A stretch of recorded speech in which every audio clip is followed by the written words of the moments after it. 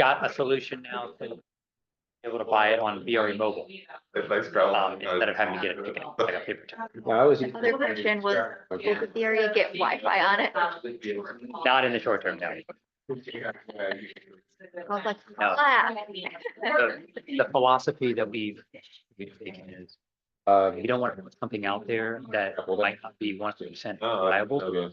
Gives people more things to complain about, you know, if your train's delayed and then it's like on top of that, the Wi-Fi is not working. You know, the conductor is having to be the IT specialist and that's not their job, so. We'll get there. I mean, there'll be a point where we could say, firm would say, look, we could provide 100% coverage, 5G coverage across the whole line, then we, let's do it.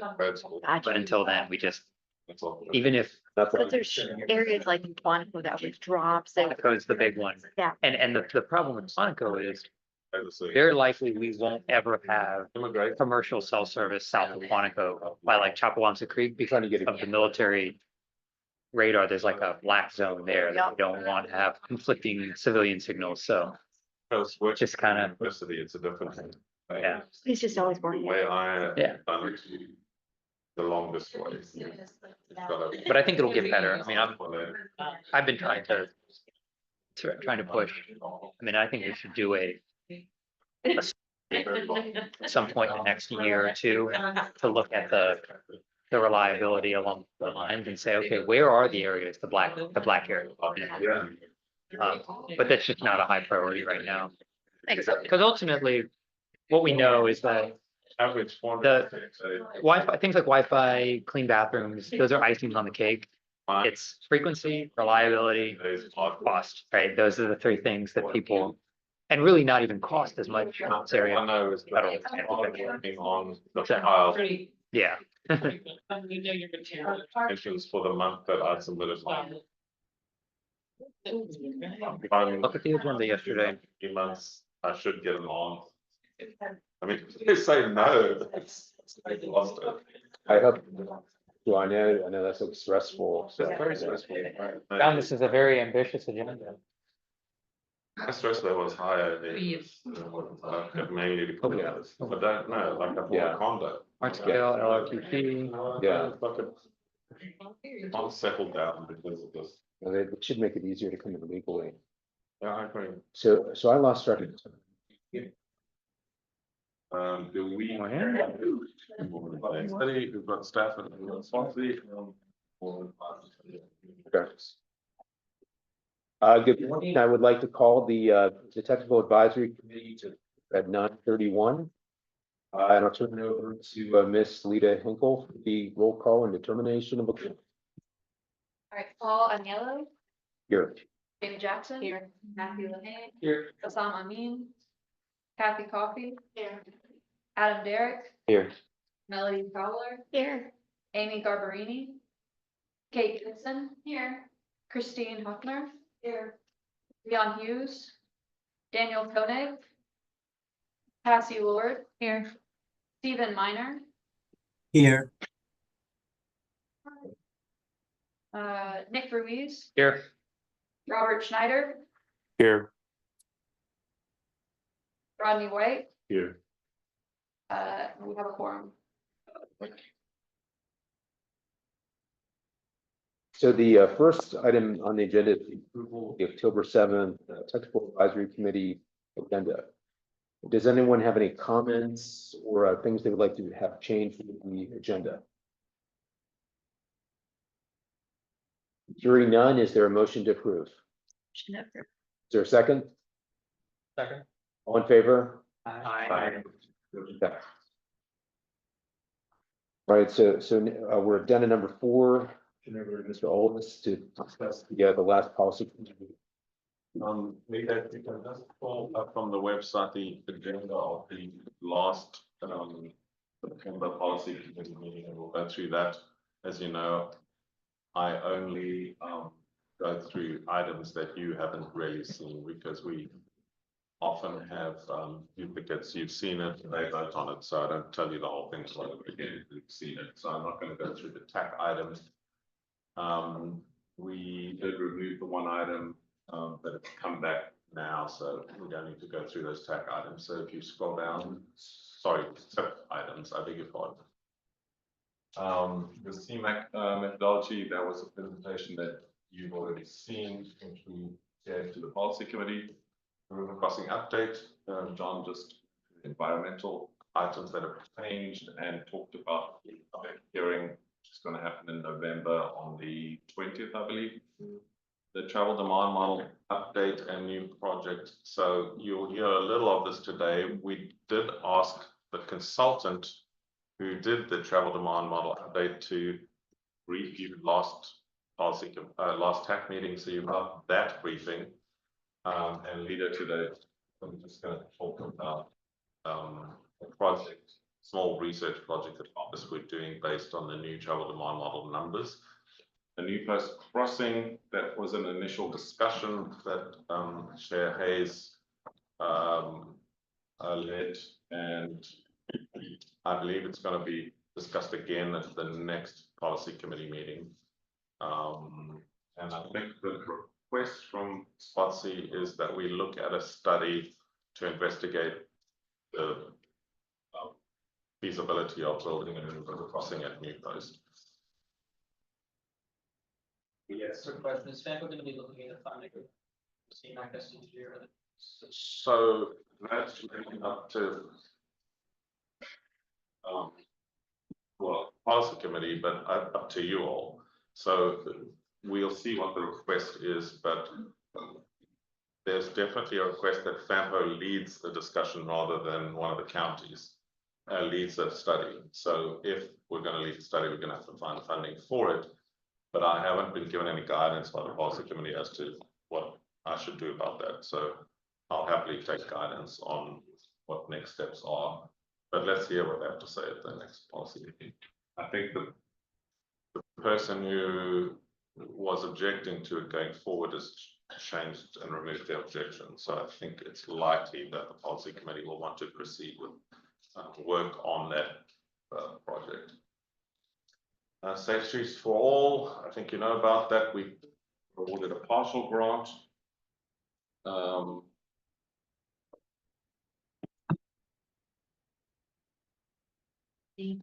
updates to the FFC. Oh yes, sorry, we have now collated all of the responses from Stafford, from the city, and from Spotsylvania, which is in your agenda, I believe, today, and that was the meeting. Any questions? So I had one question with regards to the SS4A. What would be the next steps, and like how soon could a study maybe begin? We're preparing we've received the template of the contract agreement between GWRC and Federal Highways. Today, Ian and I will sit down together and send the straight through that agreement back to our point of contact. Thursday, we're meeting with FHWA, Chip, and myself about that contract and to clarify our consultant selection process among the 3 on-call consultants that we have. So our goal is to give, a November meeting and a December meeting for the committees. So Ian and I are going to work really hard to get that contract executed as soon as we can, and including going through the consultant selection process for the group. So we're working hard, and we also received approval from Federal Highways that the description of the project, which when they put it on their website for national awards, is pretty thin. It just because they had to come up with something, but our more detailed description for the partial award has been approved by Federal Highways. So when that website is updated, that'll be nice to have those actually stated. And it's just, if you have all forgotten, the portion that they approved was for a safety action plan type study for the 3 roads in Spotsylvania. It didn't support they didn't approve funding for any of the implementation grants, the construction and so on. So I'm sad about that, but when you look at the awards, very few states on the East Coast got any implementation grants. Certainly, 2 states, north and south of it, got no implementation grants, and none were issued in Virginia. There wasn't a single one in Virginia. So I think that's a little. I mean, I wouldn't have done that if I was awarding the grants, simply because one of the key marketing tools they use to get you interested in this project is to say, and then you can get federal money to go and implement it. And now the federal money is for implementation has shrunk, and they've only given, they shrunk it and said they're going to approve 1 implementation grant per state. And they didn't even do that. They, like, I don't know if it's a third or half of the states got an actual implementation grant, and very few on the East Coast. So that's where we are. So just a follow-up question on that. So did they end up putting kind of more money into like studies and planning, then less money into the implementation grants? Yes. Is that why that happened? Yes. They actually had said that, but after we'd already put everything in, they were like, oh, by the way, we're only going to give 1 implementation grant per state. And you have to be the best project in the state. And then they didn't even do that. They only picked certain states, so. Hopefully next year's round, they will do more implementation grants, because I can't think why you would keep pushing studies and never giving any money for implementation. It seems to me like a waste of the program. Okay. Believe it Thank you. or not, we do lots of big studies here, but believe it or not, I like to actually go and build something. Right. I don't like to do endless studies and not go anywhere. It's pointless. Completely understand. The next item is number 5, public comment. Do we have any members of the public who wish to speak? I don't think. I do have one to read aloud. Okay. Pull it. All right.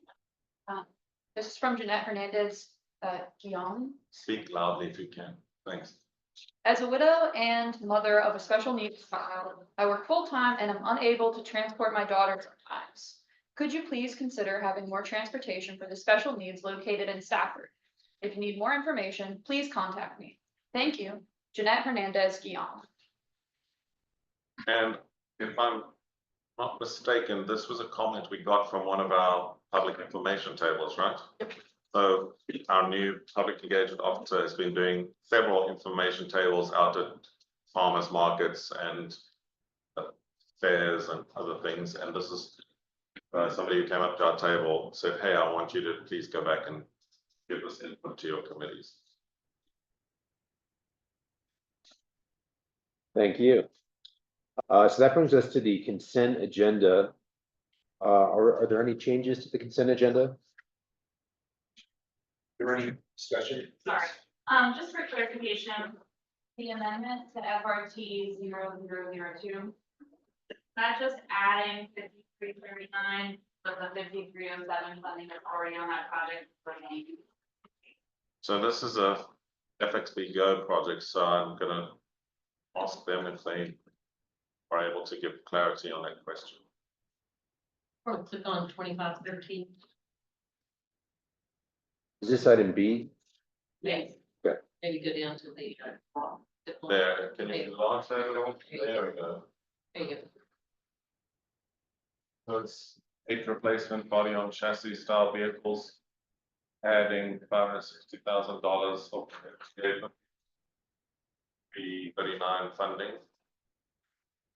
So in March of March of this year, we had done an amendment to have 5307 on here. So I just want to make sure that that is still on the project as well. Not reflected on this as well. We changed out the bus 5307 money with bus and bus facility money for 5339, so.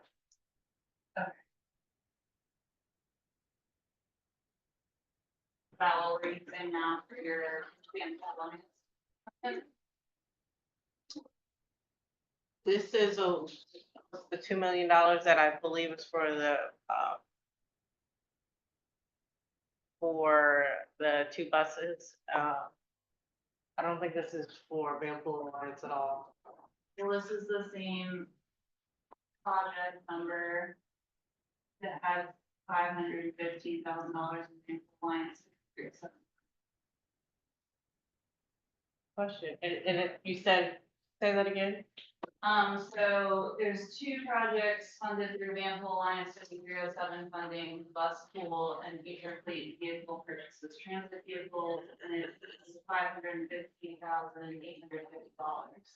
And you're saying it's the same project number, FRT? Same, yes.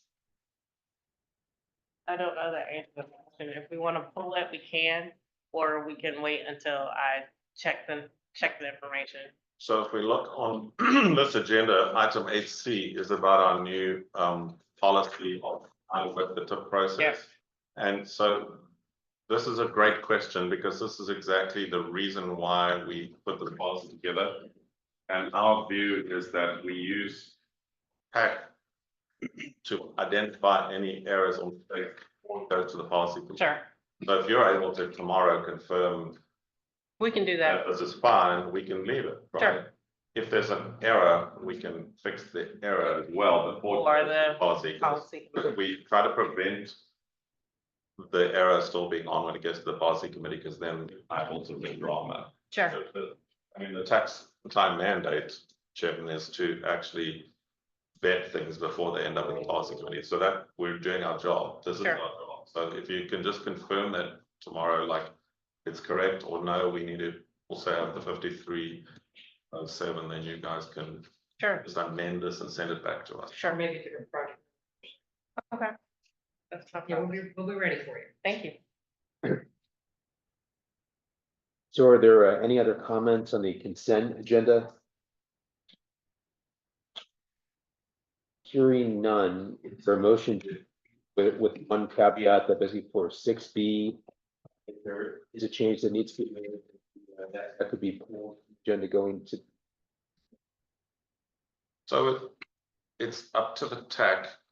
If there is a change, We're asking that an amendment be done before the policy. Okay, And- you wanted. to. Yeah, you that's, can that's, amend it before it goes to the policy committee with your agreement. Okay, It's basically just whether or not we should add back the 5307 funding that was on there or not. If we shouldn't, then it's perfect like it is. If we should, we'd be happy to, with your consent, add the 5307 back onto the project before it goes to the policy committee. If you're not happy, then we'll pull it and bring it back here. well said. Okay, so let me revise what I said. So I'm asking for a Sorry. motion to approve with the amendment that basically Mr. Olis and Jamie have kind of asked for. sure. I'll make Is there a second? second. All in favor? Aye. Any opposed? Motion passes. All right, so it's up to 7A, amendments, applications. So this, John, do you want to comment? So yes, this is adding $200,000 to the TIP as a new project for maintenance to Fred's central facility HVAC system. Why is something like this not on the? John?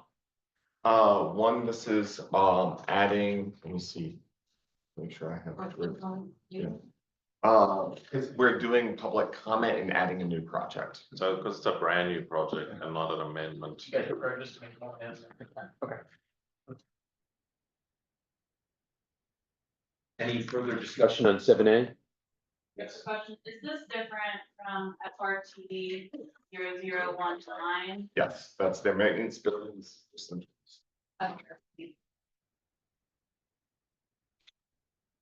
Hearing no further comments, is there a motion to approve item 7A? Motion to approve. Is there a second? Second. All in favor? Aye. Any opposed? Okay, the motion passes. That brings us up to 8A, smart scale discussion with Mr. Eves. Thanks to all of you for those who did send in comments ahead of time. So Yes. at least we have some content, makes it quicker to have the discussion. Here to not block anybody's view. So last month we started this, but tabled for time. So we're gonna continue this discussion today and hopefully everybody can take their mind and wrap it up. Right, so roughly our discussion topics are on the review process, policy changes, program implementation. and our partner coordination. We're gonna sort of run through these one by one. Following slides are comments we've received from all of you during the current round. We're going to review them as starting points, but then let everybody talk in addition to that. If we decide to send a letter, the highlights of our discussion today will be added with your approval. All right, so first we're going to go over the review process. You have these comments in your pack, so I'm not going to read them word for word. But basically, the first comment is about the review, the process review. They conducted a survey of everyone, Smart Scale users, before that, and there was a positive impression overall of Smart Scale as it was before they even made any of these changes. 71% of the respondents said that the right projects were already being funded, so it didn't seem like there was a mandate for change in the first place. All of the locality partners, the consistent comment was that these mid-process changes are not helpful. So in addition to that, what kinds of comments do all of you have for the review process? The responsiveness to feedback given. Comments to it if you want to make, and I will let you take, Paul, let you take the. So can I just ask a couple of questions? So in terms of like who submitted comments, I know we did.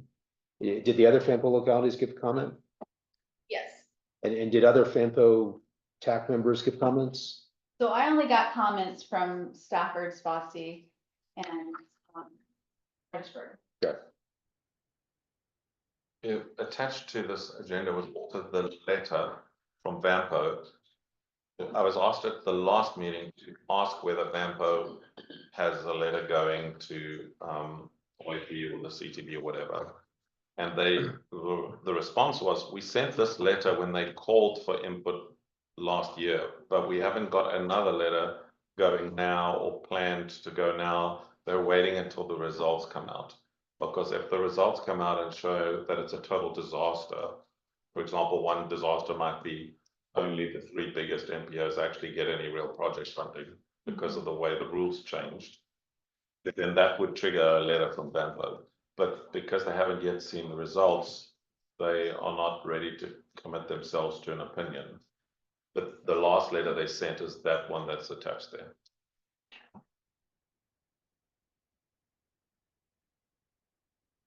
They're not happy, but they want to see the results before they say anything.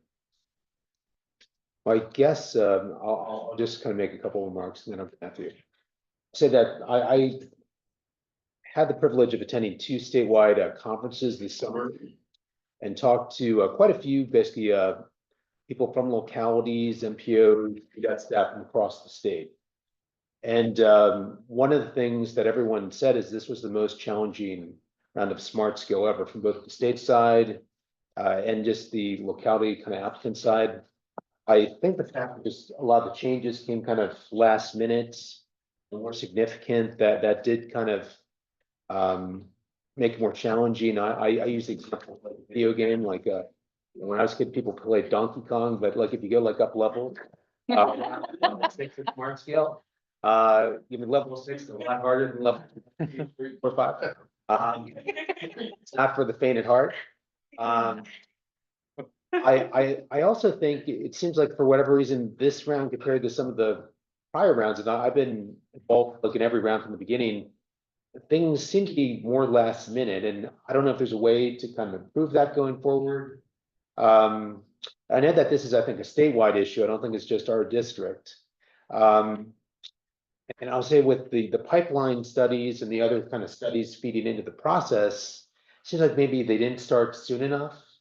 I'm not sure like how soon they need to start, but it seems like they need to start earlier than they did. And I'll say that we had like the Route 3 pipeline study and we had the Route 28 pipeline study. Then we had a STAR study that was kind of like a pipeline.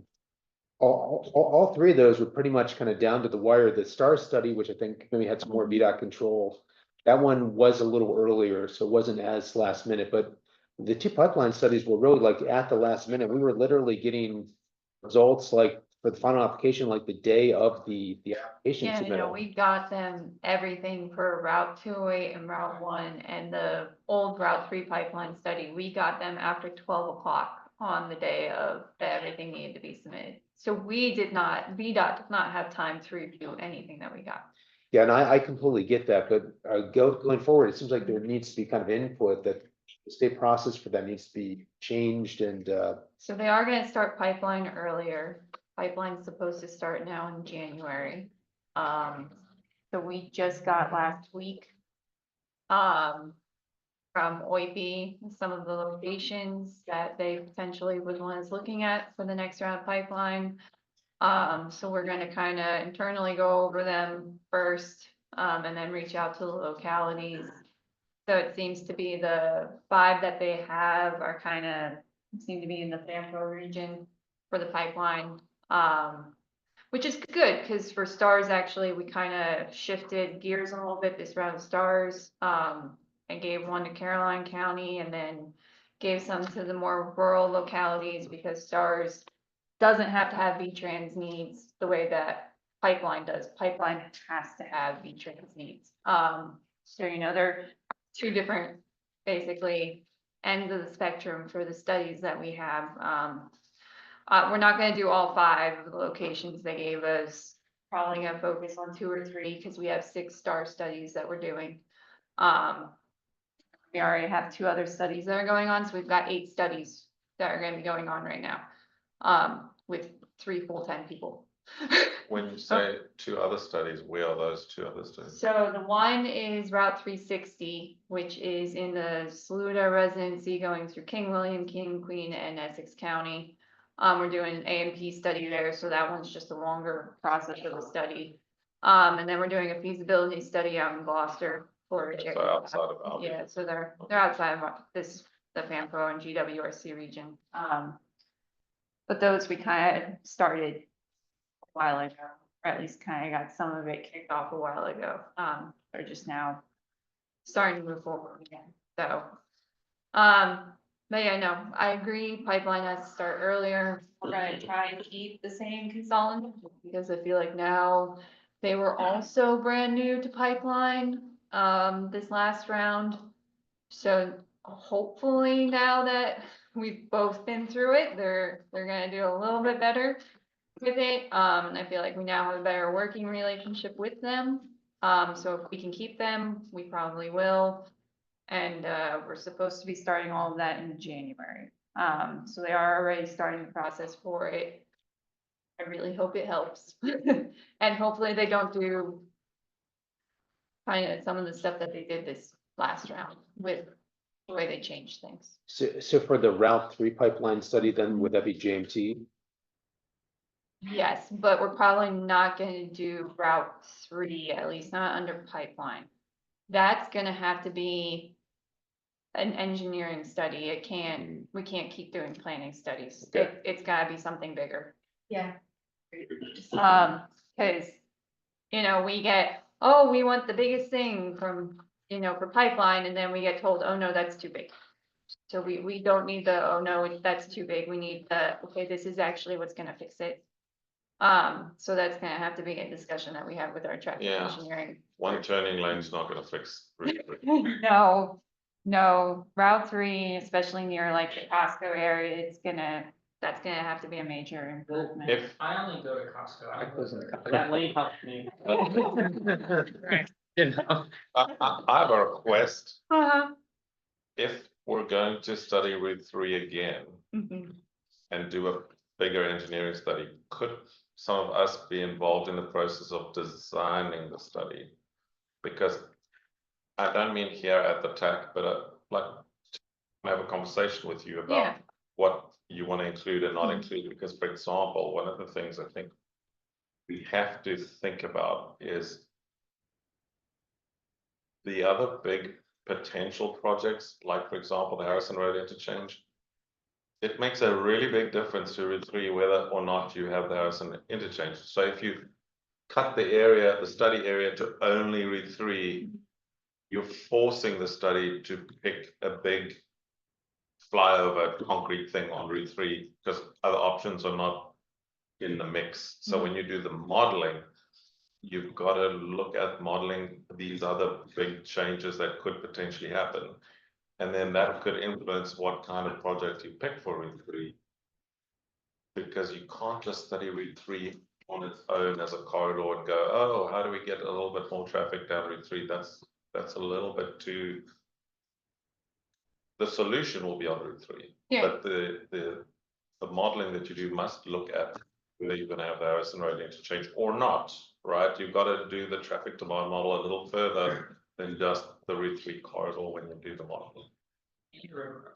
And the river crossing.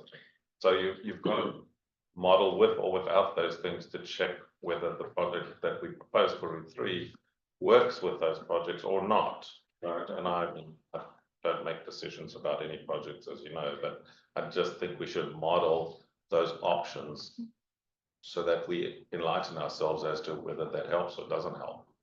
Yeah, and I think that will have to be a discussion you have with traffic engineering, because if they're the ones doing it, then they're gonna be the ones kind of looking at how they wanna look at doing the traffic study there. So for that study, would that be like a 9 study in addition to the other 8, or is it within the 8? I don't think No. that study is planned right now. Yeah, that That's study's not something planned we are right now. looking Okay. at Yeah. as being a future thing, so when the office reaches out to Cassie to Okay. see, you know, what studies we're looking for, but I think one of the things that would be different from the idea of that planning study to more of engineering feasibility study was that there were ideas and concepts proposed with the pipeline that I don't know how you would. And it doesn't do us any good to have solutions. So I think there's going to be also a shift and bringing some other stakeholders in, you know, maybe bringing construction into that conversation. Mm. And having it, look at it from a couple of different, because, you know, again, it was any good to have a solution on paper. Right. My request is just to say that I think we should plan the study together so that when we actually approve it and have the funding to do it and get it on the go, we don't find out that options have automatically been excluded that we actually want to know the answer to. And it's particularly around the modeling, so that we don't just focus on the planning study suggestions. And then similarly, if Bambo is looking at studying the corridor, then, you know, if you can certainly bring us in on that. Absolutely. You know, talk about that. So I think it's an area that's a known. But right now, there was not a plan for. I don't have any plans to run another study, but I'll let you I'm guys. just talk to offering that to you. Happily. Don't, haven't got money for studies right now. Okay, I feel like we've now gone off track. Yeah. Let's get back on to the smarts. I think what I wanted to do is let other people that submitted comments speak. I wanted to come to Matthew first. Back one slide. I had a very quick comment. Uh-huh. Just the thought about after November, that last sentence, prior to the application period. I'd honestly propose like September.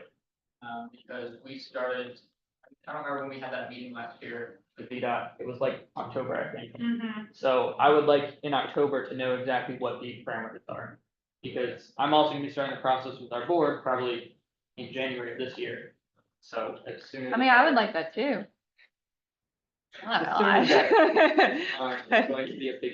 Yeah, So Matthew, both for you and then for Paul, so if you guys consultants. Hire consultants to do some of these efforts. If you outline when you engage them on it's take it, because I don't know that all of the decision makers are aware of the time frame that's involved to get to that application. And so that's where that's really driving that date. I don't disagree at all that that date's as early as possible. So that when you engage those folks, so, you know, again, we have our own experiences, but you guys have done that with consultants, you know, really outside of our. The city has also hired a consultant, although their project didn't go all the way through and was Right. stopped, but they also hired a. yeah, and then, you know, especially for like the last minute, having to update the alternative analysis, if that costs more money. That would be good to know too, just because that wasn't, and I mean, I know RK&K and, your consultant, like they looked at what the guidelines were. there was just stuff not listed in there, so you know, if that costs extra money. Kind of pointing that out that, you know, not having exactly. Them not giving examples of what was needed, for some of these. Caused problems, especially at the very end. Yeah. So. Frankly, we're gonna talk about what we wanna do about it at the end, I guess, but my one comment is, we have to get the attention of the CTV. No good talking to OIB. The CTV then, they're not planners, they're people from the public who get appointed to the board, and they wanna change stuff. And unfortunately, I'm not sure that they're aware of the consequences of making those decisions in February, voting on the. Well, and then keeping delaying it, and delaying it, and delaying it, and going back and forth on what was going to be changed, what wasn't going to be changed. I feel like that caused a lot of problems too. I think the only other thought I had, any more question answered, but if VDOT has any input on what sort of help is getting provided in the next rounds, do you guys have any information bumps now, or do you guys know how much help you may? We don't have that information now, so it's gonna depend on, what our staffing looks like. Right now, it is not looking good. If I had to answer the question today, you won't let me answer. That's what I'm looking for, if you have if the worst case scenario is VDOT is not helping. Fine. Yeah, right this minute, we don't have resources to dedicate much. That's all, that's exactly. Yeah, just to answer your question that you posed earlier, I would agree with Matthew that basically localities need more time. To be able to prepare, like if the answer is that, the state doesn't have resources to help. We have to basically hire consultants to basically develop smart scale applications. We can do that. But we need to know that that's gonna be the case, and then we also need to know what the ground rules are. So I think when Matthew said September, I think that's a reasonable time, but if we knew what the ground rules were, we could go out and do the required studies. Yeah. And I to get the think projects that's ready in saying, time. From the city, hey, we're, boots on the ground doing this, so, this is the time it took, this is the money it costs. We will do this, but we just need to have, so I think that instead of just saying, well, we want to know earlier, I say we need to know earlier because of this. I think that carries more weight because there is an explanation to it, and, they can still decide differently, but at least you've given the rationale behind it. I think it just makes more of an argument about it. And again, I know you guys looked at it, and the city has as well, but they, some of it, the time was an issue for them, and so that's, it didn't, leading to a application. So, and that's something maybe if the city waited until they got some of that information, and then they just, found that they didn't have time to get everything, ready, then that's a real issue too. Else that I would share with CTV.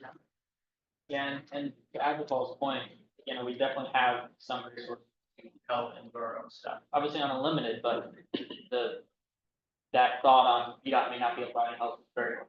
That allows us to generally proceed with understanding of any help. A surprise and will be appreciated, but if we don't have anything, we'll still be prepared. Just And I'm looking around everything up by think about the fact that we're gonna have 8 slots. Well, we don't necessarily need to fill all of them. That's a lot of slots to do studies. Well, let's backtrack from there. We don't have to fill all of the slots. Why would we not want to fill all of our slots? You don't have limited time. You don't have the resources to do it. Well, what you You don't might, have the time to do it. what you might be able to do is to take a project that did not succeed last round and modify it and resubmit it this round, so it's not a completely new project. Yeah. Just focusing the resources on a few priorities rather than how many we submit this year, 30, 20, 32. 32 priorities. Just throwing that out there. City, for example, has a big project that was pulled because the project didn't match the demands of smart scale this round, but that project could be reinvigorated and the consultant could fix some of those things and it could barring we know the criteria for next round, it can be adjusted and resubmitted, without a massive start from scratch. And to also put this in perspective. Not gonna happen, let's assume we get 20 projects funded, those aren't happening for 10 years. We don't have staff right now, VDOT, Spotsylvania, Stafford, city to manage all of the projects. So you'll have the money, but it'll just be sitting there and There is a very large push to not have that happen anymore than absolutely necessary, and so that's part of it, is that I have to look at what the expectations are for the delivery of the projects that are funded versus developing applications that may or may not even be submitted. And so that becomes, choices that we have to make. So that's kind of where we are. So VDOT staff's gonna try and implement rather than spend so much effort planning new studies. Right, and so the studies are still happening, so that's part of it too. So as far as like, health assistance, those studies that Matthew talked about. Are studies, and that, but those are still happening, those do take a lot of money and other resources, staff resources, with those. So as far as, developing other things outside of those, that's not sort of, a different group outside of like group that lead some of those. But the design side is involved in those pipeline studies and the stars and everything else as well. But we're gonna have a bigger push for delivery of projects on the ground. Funded, yes, and that's what the commissioner, that was his message. Last round was that our resources largely be direct those funded projects, that program moving forward and to implement the things that, have already been committed to, and trying to put resources where they can do the most benefit. Yeah. So it's something that we'll have to look at. I can't see into the future to know if someone's applying for jobs that we have posted all the time. So we're trying to improve our own staffing to provide more. I don't know what else. If we turn the region into a big construction site, I'll forgive you for doing one or two less studies. The only other thing I'll add is I think between Spotsylvania and Stafford, our CIPs and we have 6-year plan, we have $700-800 million work going on. And we applied for another $700 million, $800 million work. So just need to, what are the expectations? What can we actually be doing?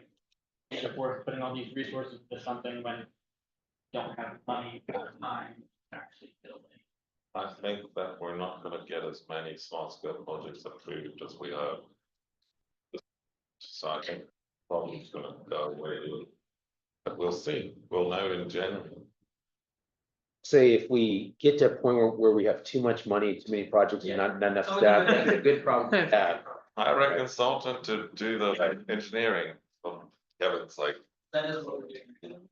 Here's $100 million to build a bridge or a tunnel or a new highway. Can you find somebody to do the engineering? For bridge, sure. I'm sure you will. That's the exact process we do right now, it's just, the staff.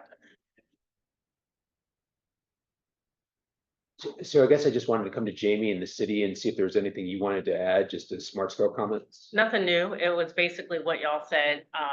The mid-process changes kind of messed us up a little bit. And I think, just in the future, having the information sooner, which is nothing different.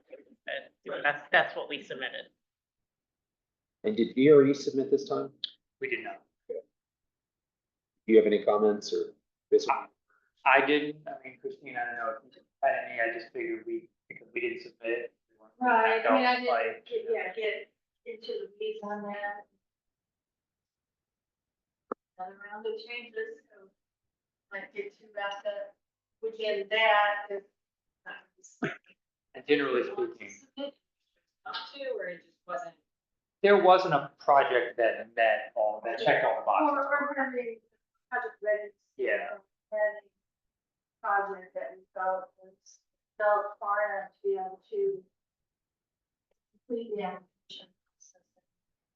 And I just think that that is useful as well. You know, if there were reasons you chose not to submit, but you had projects that in theory. Feedback so that,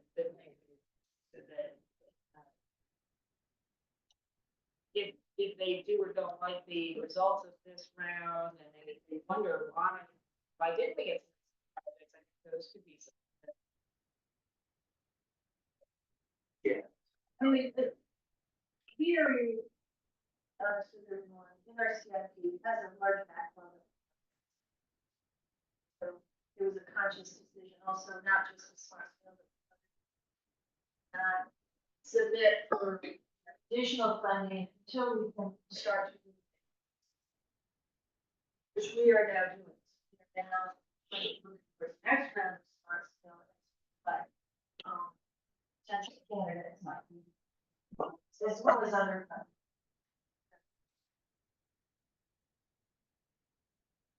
Just for the group, that was a similar message that I've heard from statewide meeting. And few districts had similar smart scale applications in previous years within several districts. And they cited very similar reasons for that, trying to work through their backlog, get their other projects done, you know, shift their focus a little differently. So it was just something that. Some of our funding needs are very immediate funding needs to advance projects that may have funding shortfalls that need to be implemented prior to current funding. So now that for that system on the long term list of projects that we can start prioritize. And if we, Need funding in the 2030, early 2030s time. I mean, if we had to submit tomorrow under the same rules as was round 6, I mean, generally speaking, it benefits me or reason the way that the program is structured. If we had a strong project, it would compete very strong because of the orders of statewide significance nexus and the capacity, you know, so it wasn't necessarily because of any of the specific changes to the criteria. Eric, do you want to go through the rest of your slides? Yeah, I'm going to go to this next one and ask if anybody has any comments. And that one issue that Paul brought up actually. Yeah, Paul had an issue with that, if you wanted to sort of explain that to anyone here? Or no? Category problem or the accessibility metric? Yeah, I think the issue with that was basically when the factor rates were revised, it wasn't done like consistently throughout the state. For category B, I believe it was accessibility and then it was safety. Yes, that's right. I think they weren't kind of uniformly like raised or lowered. And just with our region, we're kind of unique in that we do not score very well for accessibility, but because the way that metric currently works at Smart Scale is it looks like how many jobs can you reach basically in congested conditions that are 45 minutes away or less. And say if you're in the city or Spotsylvania, there are congested conditions, you may not be able to get up to Quantico, much less like anything kind of farther in Northern Virginia you see. And Stafford has this too, to maybe a little lesser extent. But the problem with this is, so when we're stacked against other regions of the state, I think almost every other region of the state has a ton of jobs within 45 minutes. But with us, we have, I think, the longest average commute times. That there are a lot of commute times that are over an hour. I also don't know that like telework is factored into this. That like a lot of live in our region that maybe have federal jobs in Northern Virginia, and they're maybe able to do that most of the time, but basically if we were to drive up there, it's going to be more than 45 minutes. So from our side as a staff, I have 3 comments, which I didn't put in the slides. First one is that technical guide was published and approved immediately. we were not, as MPOs across the state, given a draft to comment on before they approved it. It's because of the late run on all the changes. But we then have to, as MPOs and as VDOT, we have to then implement those rules. And they're not always practical because of the short time frames. So we really need to, Carrie, this is my point, we really need to have the technical guide arrive as a draft and given 30 days comment, like any program that we have, so that at least when we see it difficulty, something that's going to make it really difficult to get good projects, we have at least 30 days to say to them, hey, wait, change that paragraph. And then we didn't have that. Second comment I have is that, well, the other two comments are about the difficulty we faced in doing the actual submissions of projects we were receiving from localities and information from VDOT. We as jurisdictions and state partners made very late changes to the projects. And that made it difficult for us to submit the regional projects because, and the two changes that affected us the most were scope changes. More than one locality was like, no, we want the sidewalk to be different, or no, we want the turn lane to be different. Very, very late in the game. We've got to try and not do that. I know it was affected by the studies running late and all the other things running late. We've got to try and not change the scope late. The second thing we have to not change late is the local match that we're putting on the project. But I know you guys only got the cost estimates late, so that created that problem. But those two things have knock-on effects where on the day, 32 minutes to deadline, we got the final documents from VDOT's consultant. Yep. The localities quickly try to review them and then change the local match. And it just, that day, it was a circus. And in the end, there were errors, right? We found a couple, but that we can't have things changed on submission day. It's just a mess. But that's an effect of the studies running late, the consultants running late, everything else running late. Well, and so this popped up for Route 208 pipeline study, which I've already talked to the consultant about, for next round pipeline, is that we need to kind of figure out earlier on who's gonna be applying for what study. Because that caused problems for Route 208, because then all the Route 208 initially was doing was safety, which the MPO can't apply for, in any way, shape, or form. You guys can't do regional network safety, nothing. Have to have another V-Trans need other than safety. So then that had us scrambling after pre-application of, oh, well, now that these got pushed onto the MPO list, we've got to go back and now we've got sidewalks or shared use paths somewhere so that it's doing something other than a V-Trans safety.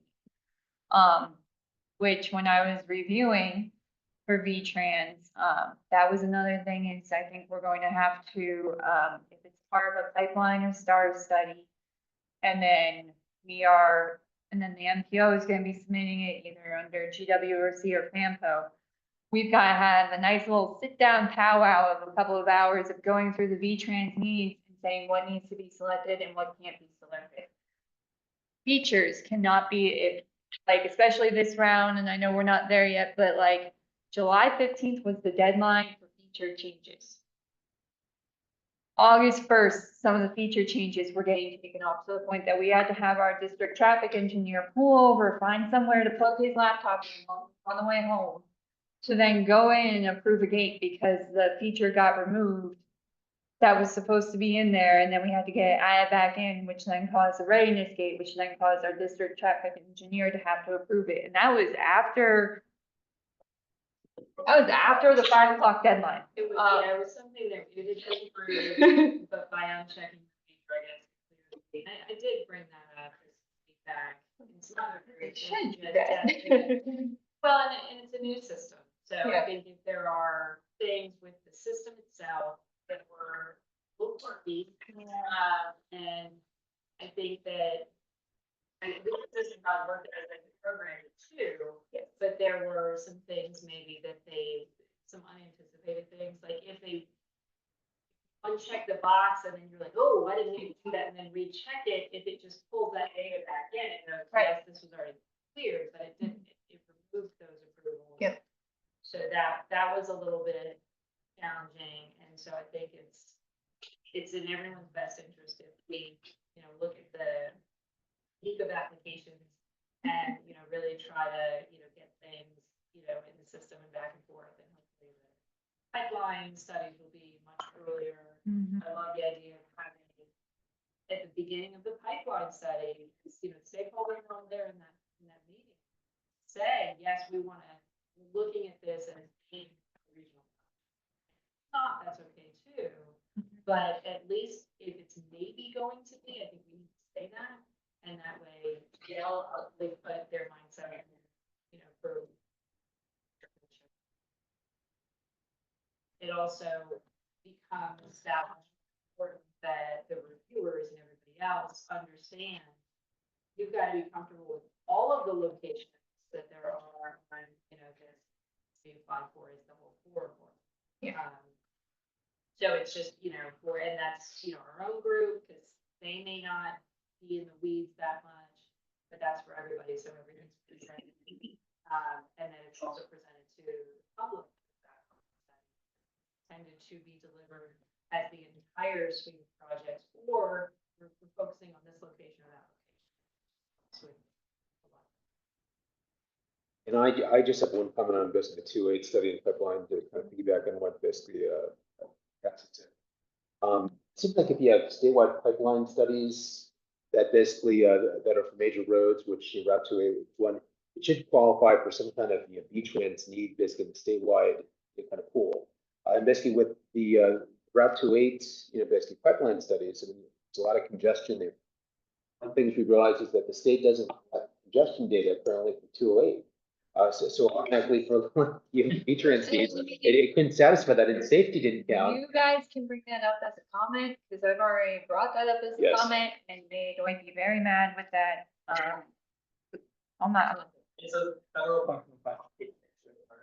Yes, but so it kind of, that's a discussion, because I mean, the Chad Tucker, who does the pipeline projects, pointed out, it's like, oh, well, there's not really that much congestion out here. And I was like, okay, tell me that again.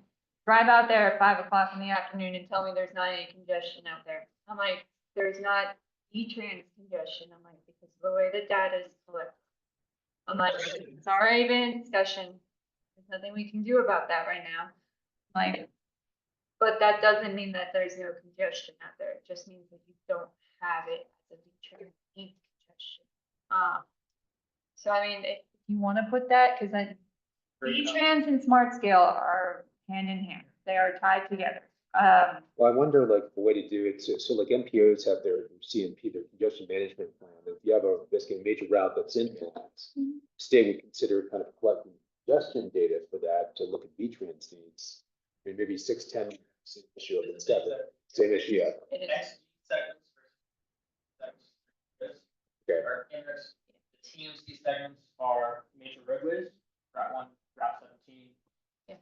Route 3, and then 5. But, Okay. so data is only collected for those analyzed. They just need to either expand that segment type or use other segment type. Right. So I would just say that I think it's probably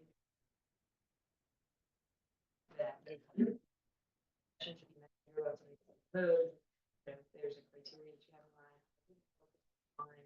that studies that were chosen as pipeline studies don't have this, because what I would hate to have is them to say, oh, okay, well, we won't do pipeline studies. Right. Like, I don't want to limit, and I don't want to, trick that criteria down so that the only thing we're ever studying on pipeline is, it's very good, I think, beneficial that it does extend to some other facilities.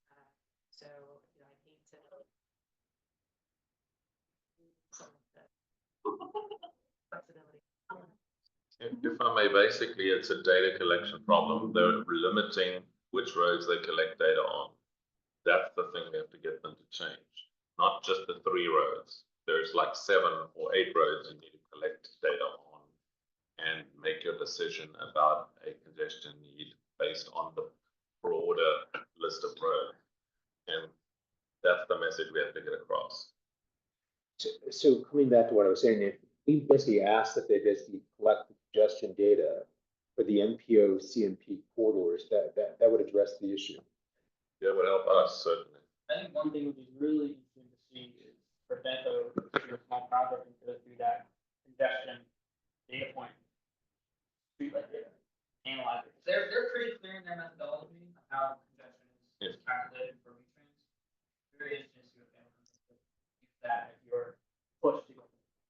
They may not want to do what you just suggested, because what will then happen is every MPO will then add another 15 roads to their CMP, right?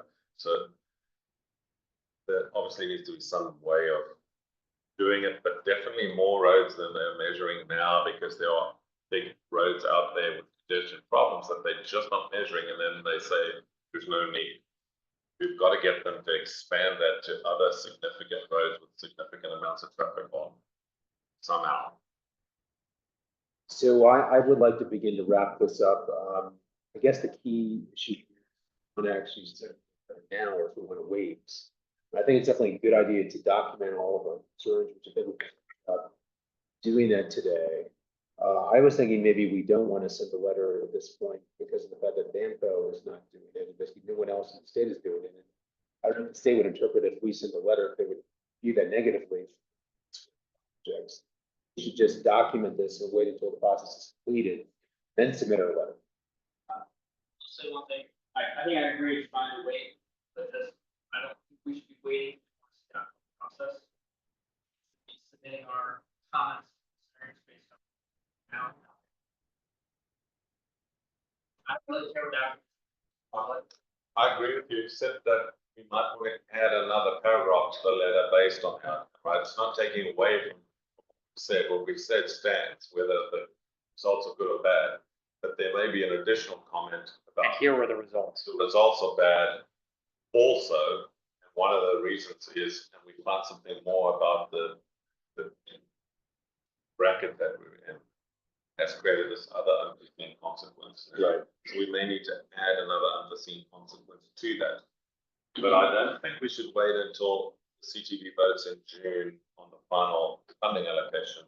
I think we should wait until we get in January or February the scores, because the scores will tell you whether the system is working. If we wait until June, it's too late into the next cycle. But if we wait until we get the scores, at least then the draft scores, you know, how the CTV votes on the money is a separate issue to the scoring. The scoring will be our one. That's my view. We could say we want to move forward with a letter in March. Yeah. So by March, we should know what the scores are. Yeah, that would I think be a good thing to do. Then they get the message before they start working a handful. We want it by September. Don't wait till June to give them your comments. Too late. You can give your comments in, say, March, as soon as the scores are out. So Carrie, is there anything else you wanted to cover on this? So, everything you said today, of course. And we can work on the letter and send it at a future meeting well before March. Send the letter when the scores come out. Right, so I don't have any action. Thank you for the presentation. Right. The next item are the LRTP 2050 FY 25 modifications with Ms. Becky Golden. Yes, sir. Got documents attached with that presentation today. We've got the 2050 CLRP sheets for you. We've also done a view of the smart scale projects and page number CLRP, in which those round 5 projects are listed. The round 6 projects we have there, whether they are in there or not. We have a page showing items that, in calendar year, 2025, we, feel like we have the capacity to make, modifications, to the FTP and two sections in chapter 2 and chapter 5, where we received input from the stakeholders. And, the idea is that after scoring is received in January, we then look at those modifications potentially, get the funding as well. I don't know, Ian, if you want to add anything as far as future efforts. Yeah, I think there's just two phases. The one phase is amending the text and the maps where necessary. It's a small process. We're not going to make a big deal out of it. We've listed there with stars in the table which ones we think we should work on. There's not very many. And then the CLRP process, we're separating from that because we can start to work on those non-CLRP things and then bring them to you as they're ready. We've got some work already that we presented today. And then once we know which of our projects are going to be funded, which really we will only have a final decision on in June, we can then look at redoing the CLRP because we're obliged to add projects, I think, that have got big amounts of funding on. You have to put those regional projects into the CLRP. But that can wait until June. Once we get a decision in June, we can then convene process to do the CLRP. That's our proposal in terms of timeline. So I had a question just on the fiscal constraint element of the CRP. So basically, if the region does a lot better than basically would have done, like, is that factored into the process? And let me just explain. So like the CRP fiscal constraint is like salary cap, like in BA basketball, something like that. Can't go over that, but the issue is like for projects that have already been approved, we've got a lot of funding. I mean, Matthew talked about like the $700 or $800 million. So it seems like that should be factored into the baseline. And the conservative estimate going off of that, not what it was before those projects were approved. My understanding, and I'm open to VDOT or Federal Highways giving me different advice, but my understanding is that big picture fiscal constraint covers the entire process. However, if we have projects that are funded by funding source that is not included in the current fiscal constraint, that's additional cash, right? Because you can't. My understanding, and I had help from other people who've done this before last round. My understanding is that you have to look at the net effect. And the net effect is you're adding more money to the pot because these are competitive programs and optional grants. These are not money that is formula funds which you're going to get and money which is likely to come through the regular system. But we'd have to obviously consult Federal Highways when we do and DRPT when we do or FTA or whatever, when we do the fiscal constraint. But certainly projects that are fully funded, you can't possibly expect other funding to be put on those projects that you're going to get from sources that are part of the fiscal constraint package. Literally funded 100% project from a competitor. But obviously there's swings and roundabouts, so we'll do that investigation before we start the process. Talk to Ivan Rucker and other people and find out what the rules are before we start, so that we don't get ourselves into a situation. Becky also pointed out that don't forget some of the projects on that current list have already been constructed, but they'll come off the list and won't consume any of the fiscal constraint money that they're currently consuming on it. The downside is cost of construction has gone up. So the current projects that have not been constructed or fully funded right now, their cost estimate will go up. So that will eat into the amount of money available. And it can sort of the inflation rate. We use the low inflation rate. And if you look at the graph of construction cost inflation for transportation projects in the United States, we approved our CLRP at the lowest point before the spike occurred. So we couldn't have anticipated that.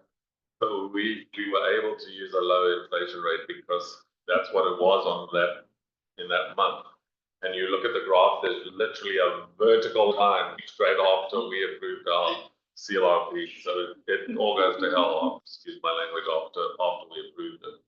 There's a nice gift in there that the US one Hood Road intersection was listed 2 times. One has the PBC code and actually we listed the second time. So we have a funding on that side. That's the only one that there was kind of a concern of that. Anyway, as a politician in South Africa once said, we'll double cross that bridge when we come to it. So we don't need any action. And No, if you're happy for us to just slowly in the background work on those non-CLR improvements, and then as the document is ready, we'll bring it to you for review and, you know, the usual public comments. And it's a nice list that Terry helped us with all of the round 6 projects. So it's nice to see that compiled in one location. So I want to thank Terry for that. And how soon do you think you'll come back to this committee? What? With anything? So the goals and whatever stuff is already here on your agenda for you to start looking at. We put 2 chapters there that we worked on, and the second one is the travel demand management program that GWI Connect runs. We've got an addition that Lee has already finished that we can add. We've only just started working on the active transportation plan update. So we'll bring them to you in a pack, but you can start sending us comments on those first 2. And then the active transportation one will come at a later date. We'll bring in a couple of months ready, and then go adopt them all at the same time. We'll ask public policy committee to get public comment, those 3 at the same time. So what if we did this? What if we do something similar to what we did after the last meeting? That TAC members review basically kind of chapters 2 and 5 before the next TAC meeting. Sure. Give comments to you, and we could just have like a reminder about that. We'll sure to try to put it through. That's great. And then the active transportation one will in 2 months, because we still just started work on it, and it's a lot of maps that have to be available. Good. So if there's nothing else in 8B, I'd like to move forward on to 8C, tip amendment and modification policy. Good morning, I'll keep this brief. Bampo staff and some of our TIP partners have been working behind the scenes. We had a workshop a couple weeks ago of just trying to spell out and create a formal process of how TIP modifications amendments are brought before the Bampo's various committees. And what we're really trying to do is kind of put a pause on some of the issues that at least we've been noticing of late, where the exceptions were becoming the norm of, oh my goodness, we need to have this TIP amendment put on. I know it's late and everything. It's an emergency, put it on. We put it on. And they were like, oh, no, we found an error. We can wait. And at that point in time, particularly if it's going before the policy committee, we no longer have we don't have the capacity to add or remove things off the agenda. So it goes on there as a issue that then has to be publicly say there's an issue and drop. It's creating a bit of confusion. So we developed a process that we're looking for kind of an endorsement today of what our TIP partners have to do in order to get the TIP process approved. We're kind of spelling this out. This is fairly common for a lot of NPOs, but it kind of starts off of just on the cadence of how we get TIP amendments and modifications into the agendas, and we're spelling out you know, very basic things like we need to have a full, complete, and accurate TIP box to go forward. Bampo staff doesn't necessarily know exactly which funds have to be in which spots, all the case. We're looking for more of agreement and with either our previous edition or in some cases this debt, we have to see that they are aligned.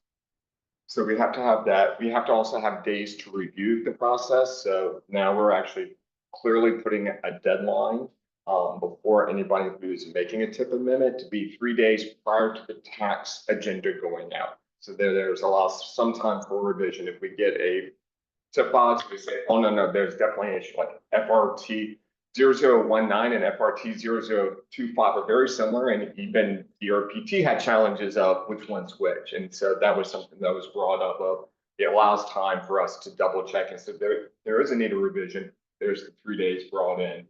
And we've also formalized, we have specific requirements as far as the public process is, but what actually constitutes a minute or modification was kind of blurry.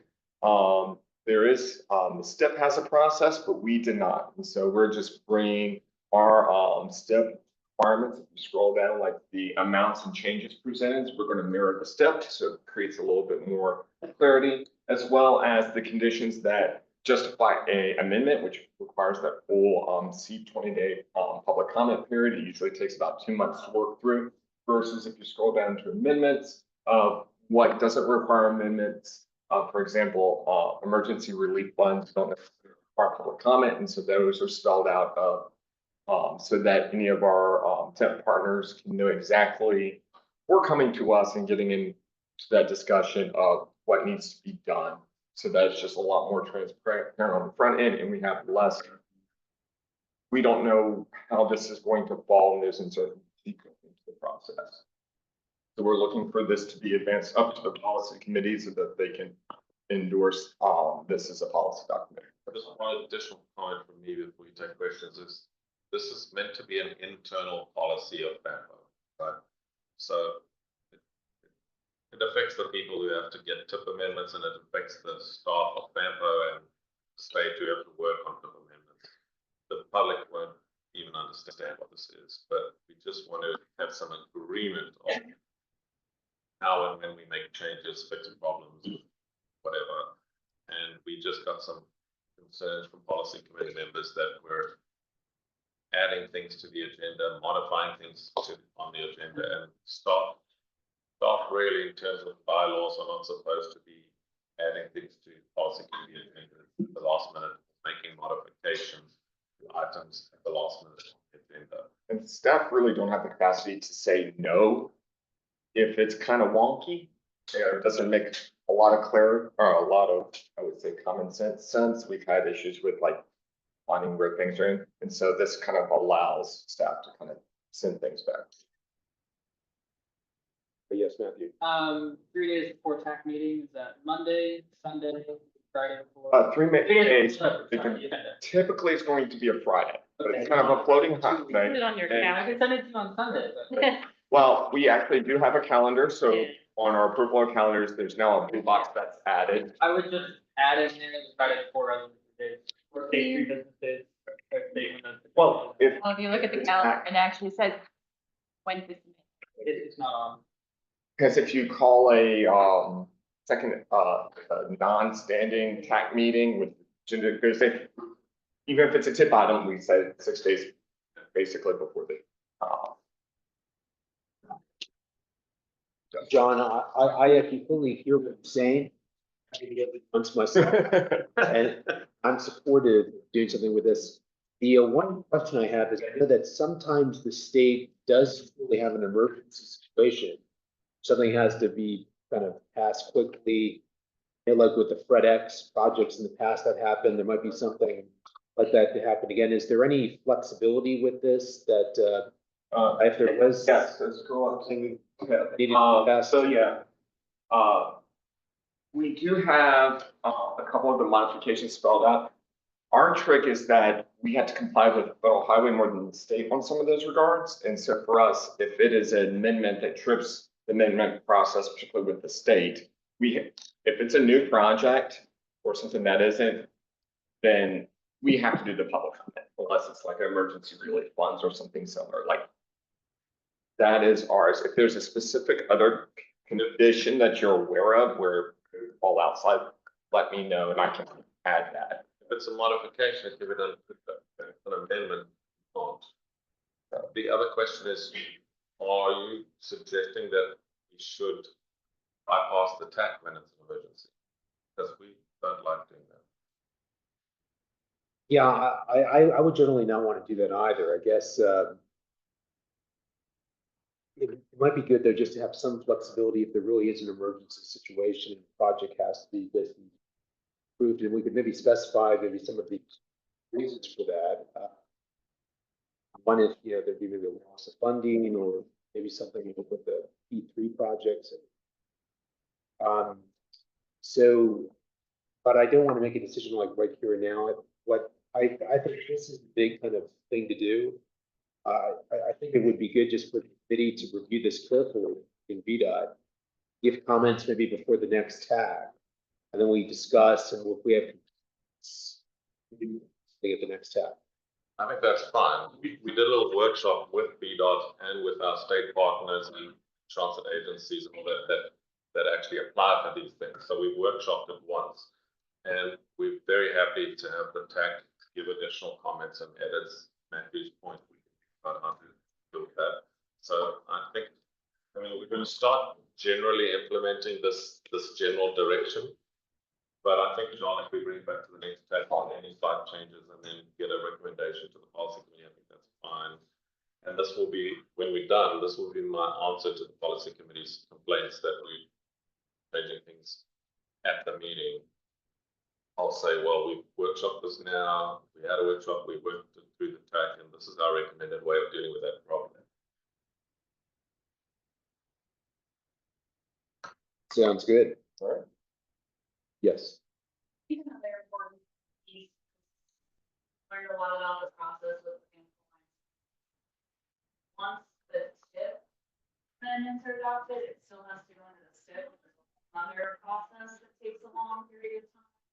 And so I think to your point, there is a balance of like, but in a way that everybody has eyes on it, so that we're not inadvertently removing funding, having that go through this long process, going into the SIP and then having to be fixed. So I would just want to make sure that all parties involved are able to fit and Kate, I completely agree. Like with exceptions, I would say that would be rare. So maybe we just, and we ask for your help, maybe we just think of a way we can word a clause on emergencies. Like, how would we, what's an emergency and how would we do it by still checking all the federal requirements for it, like the public comments and all that kind of. So I'll use a recent example, actually, some of the items that were on this consent agenda. I think we received this is an emergency email. We need these approved by Friday. We got it on Monday. And our PC agenda was like the following Monday. So it was after like the deadline of the emergency, but we're like, okay, well, the PC has to approve it, has to go through it. And that one was actually probably the most problematic one because one, we realized, oh, by the Friday that they said the deadline, it's not really that much of an emergency. We can just pull it because there's mistakes.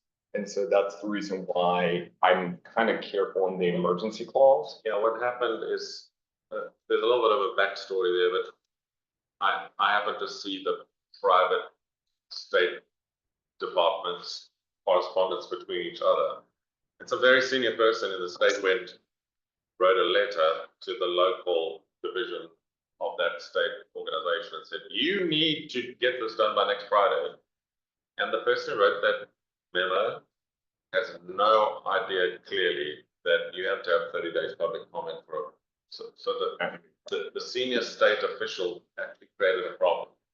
They should have been told, you can't do that because the MPOs have to have public comment. They have to have a process. You just can't actually say that.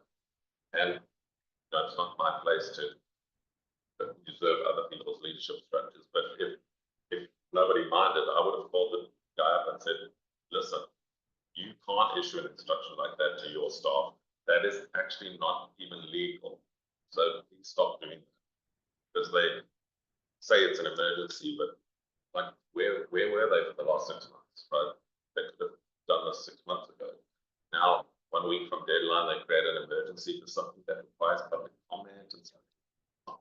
So the other thing that this document doesn't do is subvert any of the policy committee's capacity for action. So if it is truly an emergency, it can basically go. I think we had an example with VDOT, I think it was the sidewalks on Germana Point. It had to be added faster, and Marcy requested to have a tip box or tip box go out for public comment to speed up the process at the policy committee. It's just Banpo staff cannot make that recommendation if it doesn't go through the process. Hampton Roads has no emergencies.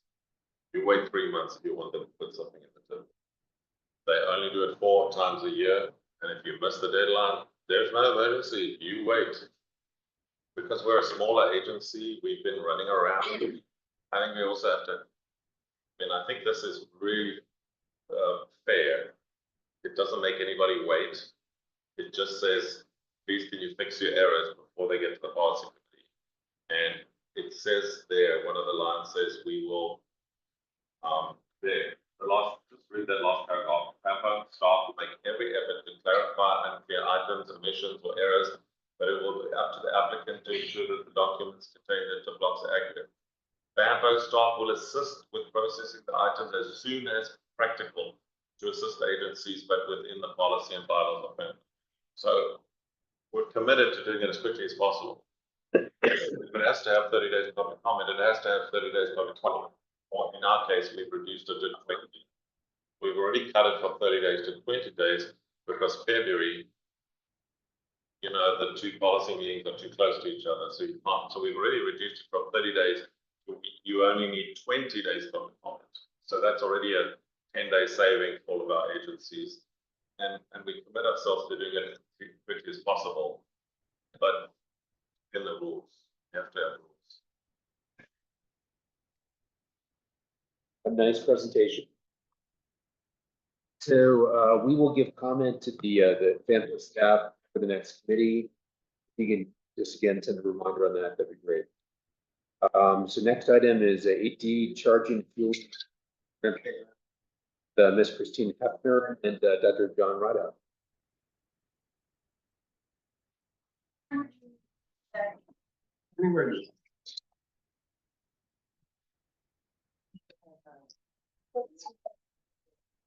And if you guys just speak loudly, because remember, we've got people online from federal agencies that are listening and they need to hear what we all say. Oh. Stand back, if you don't mind, right? Yes. Hi, I'm Christine Hefner. I'm the Director of Planning and Environmental Policy for Virginia Railway Express. And recently, this past summer, VRE completed an electric vehicle charging study for electric vehicle charging at VRE station parking facilities. We also looked at other VRE facilities as far as employee or fleet vehicle charging. And in talking with John and others, just wanted to share this information with the Banpo TAC and especially our member jurisdictions to make you aware of this. And as the jurisdictions are going forward with any planning that they may have for pursuing electric vehicle charging, remind folks that VRE facilities may also fall in the areas that you want. So the study had a broad objective of answering the question of whether VRE should provide EV charging at VRE facilities and how that would best be accomplished. There were a number of areas investigated to come up with a conclusion to understand the current environment for EV charging and numbers of EV electric vehicles, registrations, looking at some peer passenger rail agencies and the potential market in the area, and then some conclusions and recommendations. Looking at EV charging at passenger rail stations, there were multiple systems that were reviewed. Mark and WMATA because of their proximity to the VRE service area, and some of the California agencies because of the deployment of electric vehicles in California is a little higher than other areas of the country. But we found that the MARC experience was useful and potentially applicable. There's 11 of 42 MARC stations have EV chargers. In They are not located actually on railroad or MTA property, but on parking lots that are owned by the jurisdictions or others. That's very similar to the VRE stations where VRE platforms themselves are located within the railroad right of way, but parking facilities are generally located on land that's owned by the jurisdictions, or there may be a couple that are via. And in the case of MTA, chargers are installed and maintained by ChargePoint. I did not do the study, so I don't have the details of how those were procured, but ChargePoint is one of the primary providers of EV charging used by a number of jurisdictions in Virginia. But Mark does pay for the charging energy that are dispensed as part of the station electric bill. It's a consolidated electric bill. They're not individually metered. They could be, but in this case, they're not. Just looking at the usage over 2019, and 2019 was picked because it was a pre-pandemic year to get the ridership levels to look at that. But we do acknowledge that, between now and 2019 and now, there may be increased usage of electric vehicles. So that is something to look at in more detail. But the conclusion of this is that, well, the average charging session was about 6.5 hours. If you look at the number of transactions per charger, not about one vehicle per day. That's using the charger.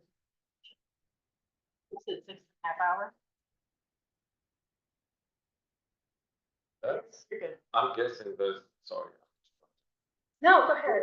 Please ask questions as I go along. I'm guessing that it takes 6 hours and 35 minutes, not because the car needs to be charged for 6 hours and 35 minutes, but because that's the time the person's at the office, at the train station. Yes, although the type of chargers, there's a type 2 and type 3 as well. The type 2 are what most people have at home, and it does take a longer time. The level 2, the 220 volts, you get about 20 to 60 miles of range. My assumption at that point in time, at 6 hours and 30 minutes, if you're dealing with 2019, you're dealing with a lot of vehicles where 200 miles of range was kind of the high end, maybe 225, so depending on when, that might be actually when the vehicle itself decides to say, my battery's at capacity, stop charging too. So the vehicles could be sitting there longer. So Yeah, it could be a combination of the type of chargers, and how long it takes them to charge a vehicle, as well as it's at a commuter station. So generally, particularly in 2019, people were, working all day, so they may have been parked there. But that is a measure of how long it's actually charging and not how long it has been. Yes. occupying that. Yes, and you can see in the columns, the maximum duration, and these are annual numbers, the minimum duration, and then average. So, in some cases it's a very short time. I'm not sure 2 minutes, but They realize I didn't But- need any charge. Yeah. most likely it was somebody with a full charger near who's actually using that as a parking space Yeah. reserved, yes. That's the check. So just looking at the across the jurisdictions, not just at transit stations, but across the Northern Virginia and Tampa area, where there are chargers, these can include commercial locations that there are chargers. Is it okay? Yeah. Help me do this here. Just for example, Fairfax County does not have any public facing chargers at government buildings. They for general public use, but they do have some chargers for their government vehicles, but are working to expand that. Fairfax County and Loudoun County, the Silver Line is the only Montana stations that have EV chargers, at least at the time that this study was done.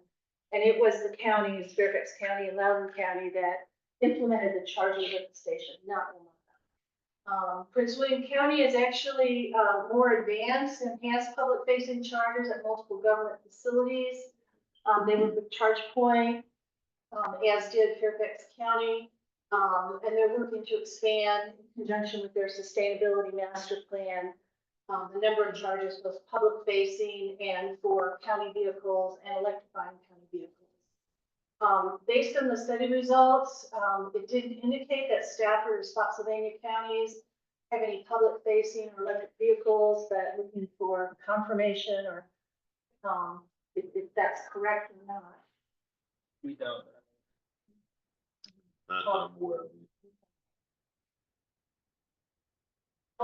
Looking specifically at VRE stations, we don't see,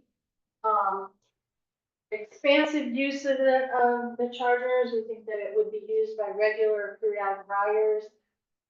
Looking at the market experience, one vehicle each weekday.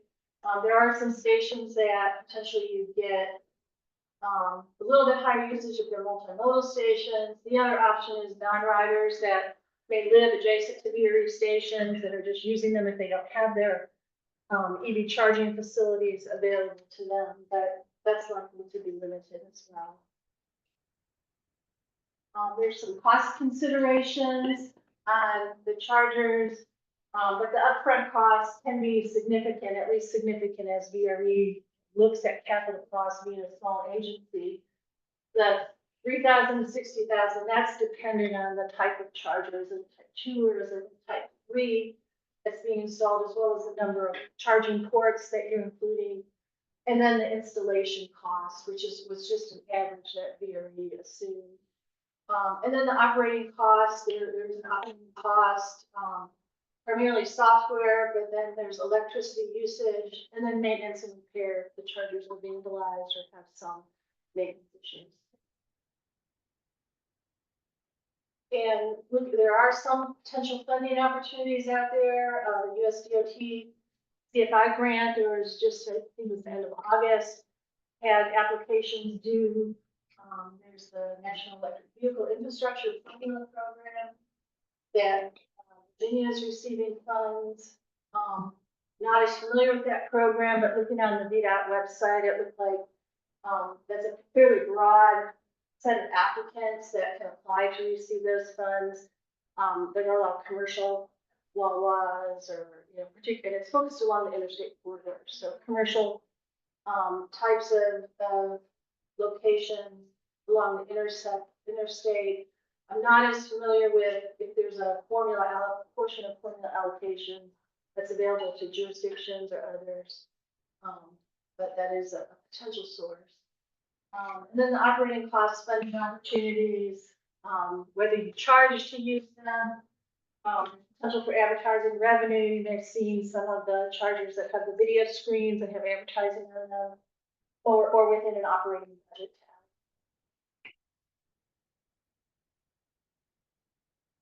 tab. And for VRE, the conclusions are to work with the station owners, which is primarily the member jurisdictions, to understand the level of interest, local policy, if any, and funding availability. Want to find out a little bit more about our riders and their use of electric vehicles, and ultimately consider a pilot program rather than diving into full implementation. We also want to look at our station design standards and potentially have the operations board consider an EV charging policy. I was just gonna, I also had a presentation, I ended up mixing it. I implemented a lot of electric charging stations in a previous life role. One of the things I want to add was maybe don't discount level 1 charging, particularly for a pilot program, the infrastructure.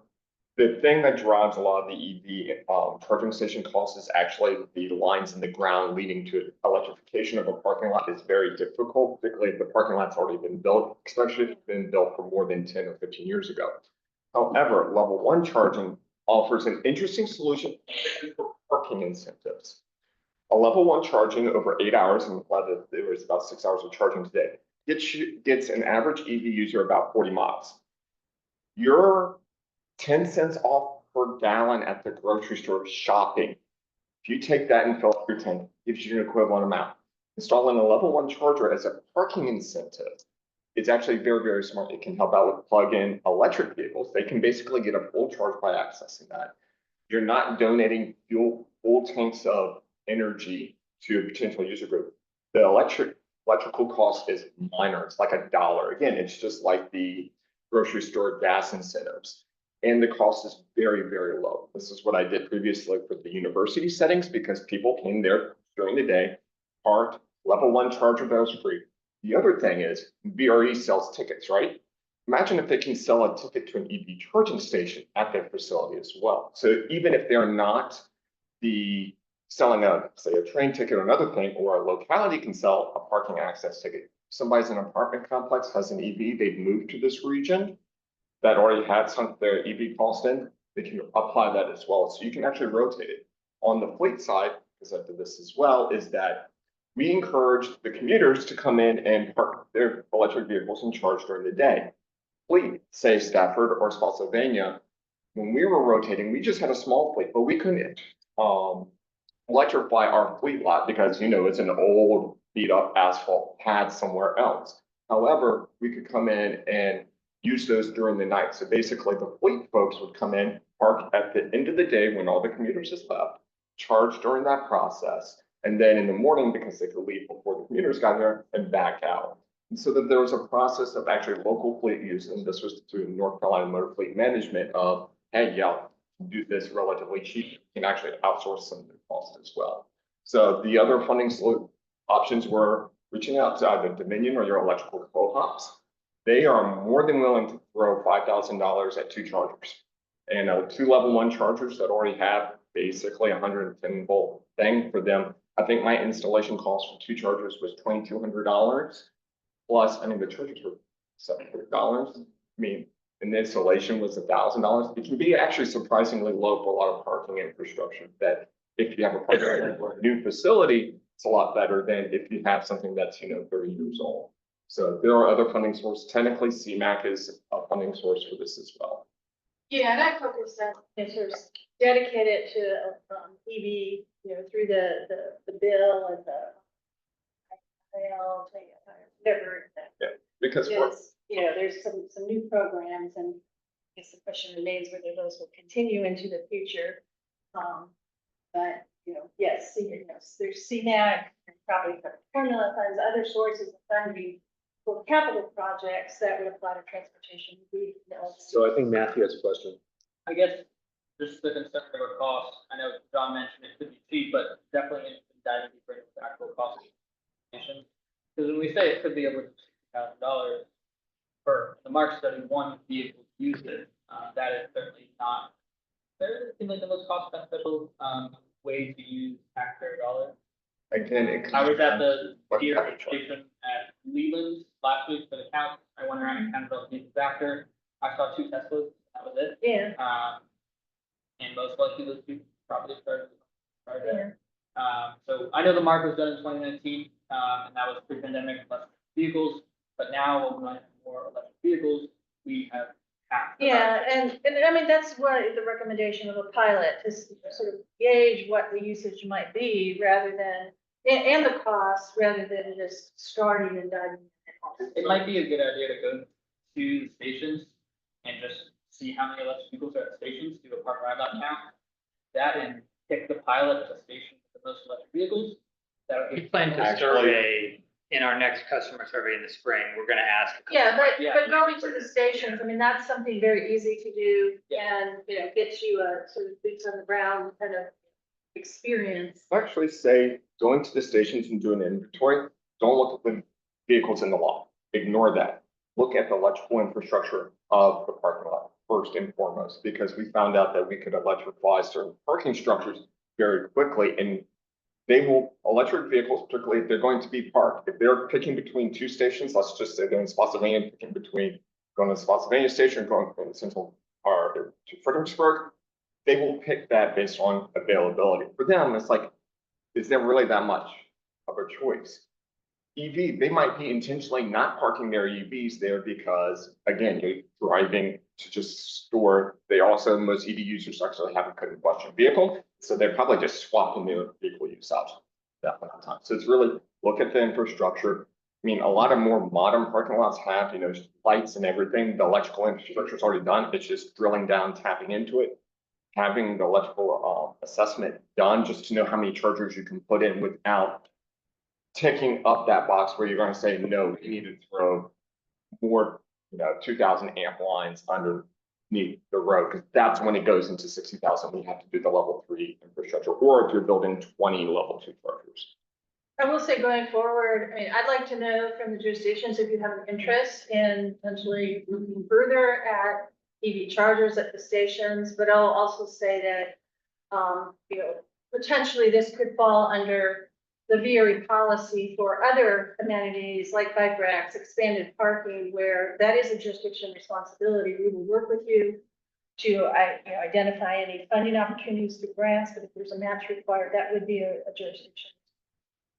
Really throwing the level 3 chargers at our VRE station unless they are needing to come in and charge for an hour and get a full tank, basically.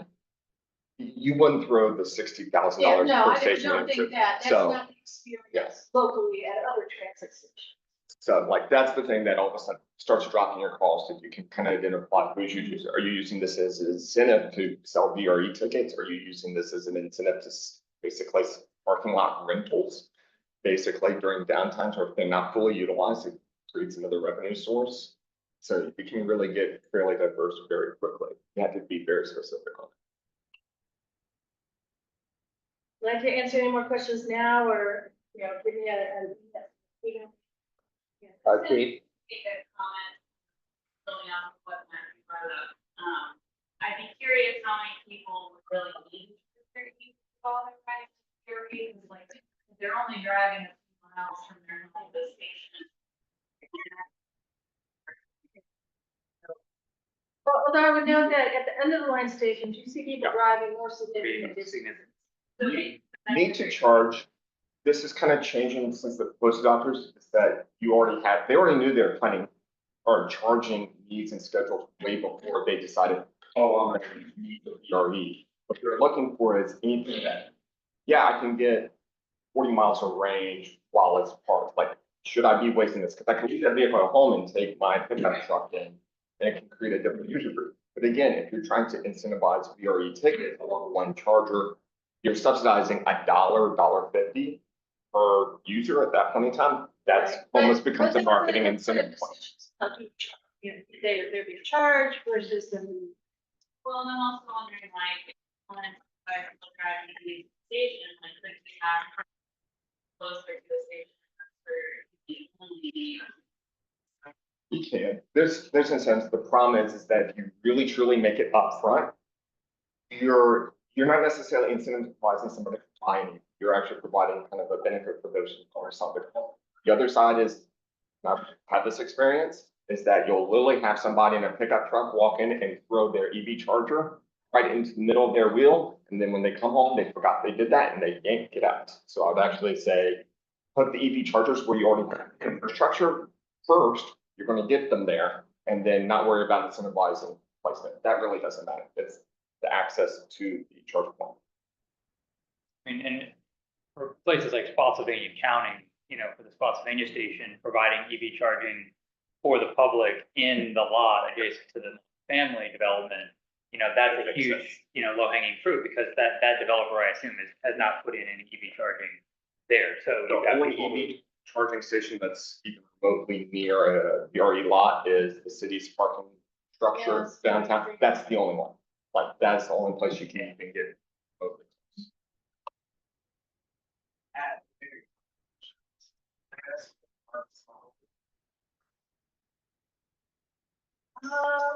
free, I think it's free, but yeah, I'd have to dig back into the study. That's what I believe it is free, because they're not individually geared to, and they have an arrangement with Charge Point, they monitor. In that case, charge point is they will switch to a per 15 minutes that you're parked in that facility, where they know that they're not measuring the juice you're pulling out, they're just measuring, you started your session at this time, you ended your session at this time, there's a time per access to that they're billing. Even then, when they start having like the charger reliability, early charge points, it was often that after about 5 or 6 years, those facilities became free because they basically failed on their timing, connection, internet, a whole host of reasons. And so there's a lot of early adopter issues with those. Sure, I have a conflict. So is there anything that needs to be voted on before I leave? Is it the last action item like 8F, just the travel demand model? Thank you. Yeah, it's just an endorsement of that, we take it to the policy. Mr. Chair, if we may, can we go to that item? Sure. Yes, we, move down to 8F.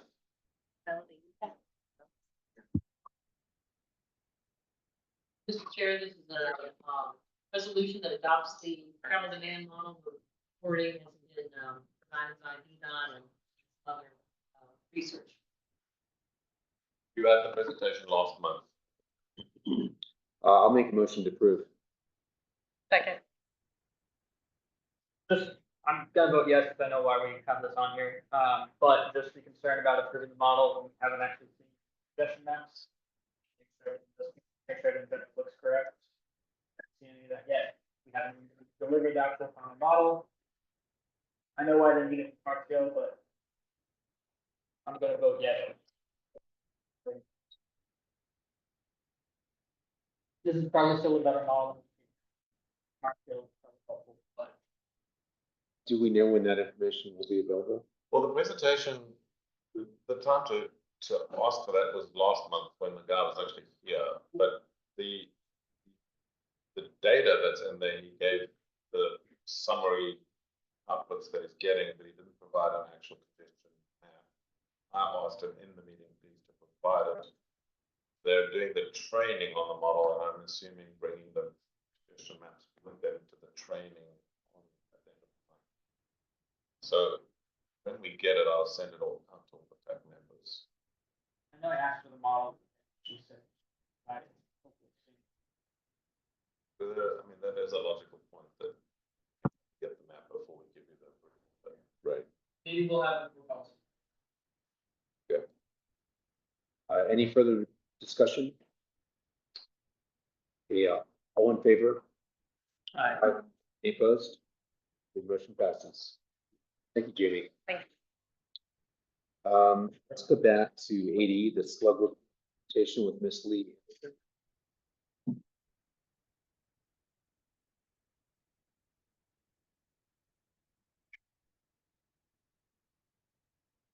There we go. Hi, everyone. Thank you for having me here today. I am Lee Anderson. I am the director of the GWI Connect program, which is the Transportation Demand Management Program for the George Washington Regional Commission. We were created in 1974 as a result of the oil crisis, which means we have 50 years of service now. And we have an open house on Wednesday, December 4th. Please drop in and at 8:30, everybody is invited to that.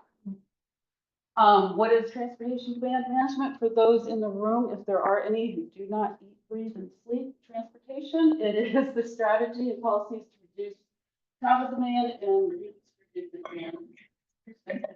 So we try to make our roads go further. What is slugging? Slugging is also known as instant or casual carpooling. It's also known as the thing your parents told you to never, ever, ever do. Getting in the car with strangers. So we also, this was two-pronged. We did outreach as well as the count. And in our outreach part of it, we did talk to people, and they, almost all of them did not know that they qualified for the Guaranteed Ride Home program if they slug more than 2 times a week, 2 or more. So that was a good part of it. The results, some of the interesting things, the first rider arrived at 3:52 a.m., which, yes, that means I was there before 3:52 a.m. The first car did not arrive until 4:36 a.m. The average headway between cars was 2 minutes and 32 seconds. But that is mostly because of the longer wait times in the morning and in the later morning. During the peak times of 6:30 to 7:30, people's feet would hit that pavement and they'd be in a car. Cars were just coming up. There was seconds in between the cars if they weren't lined up. So it's very, very efficient. We always have the question of, do women really do this? So we do count if anyone presents as female. We don't ask, it's just at a glance if you look female or not, we count. We did have a full 25% this year, so 1 in 4, which is the increase. It's increased 19% over 2 years ago and 4% over last year, so it's going up, which is interesting, feeling more people there. Here's the numbers. When we started this in 2022, we had 289 slugs and 153 vehicles. We had an amazing increase to 436 slugs and 220 vehicles last year. It went down this year to 402 slugs and 208 cars. We have a feeling that that is because school started on the days that we did the count. We did not intentionally do that. We have always done this count during the middle of August, but we've decided next year we're going to move it to the middle of September to avoid that, because this is a major disruption to morning counts. And we did also have 4 riders and 4 cars at 610 Lime Road lot, which we have not observed since before the pandemic. So we think it is expanding as well as more people participating. Impacts of this day, we had 804 fewer trips on I-95. That's 32,000 vehicle miles reduced in one day by slugging alone. That's 29,000 pounds of CO2 reduced. Each rider saves about just under $14 each way. We know they slug in, but they might ride the bus home. So that was broken down into each way. And the driver hot lanes, according to Transurban in 2017, which is the most recent numbers I could get for the average toll, that's $8.33. I've taken the hot lanes. I laughed at that number. So I think they're saving more than that. That's it. To go back to Paul's analogy earlier, we're making those barrels a little bit smaller so Mario can get to Pauline. Any questions? I tried to go really fast. I know it's getting late. Thanks. Excellent. Thank you. Thank you, Lee. Thanks for getting up before 3:42. So the last item on the agenda under number 8 is 8G, the new project integrated network analysis with Ms. Lita Hinkle, Dr. John Rada.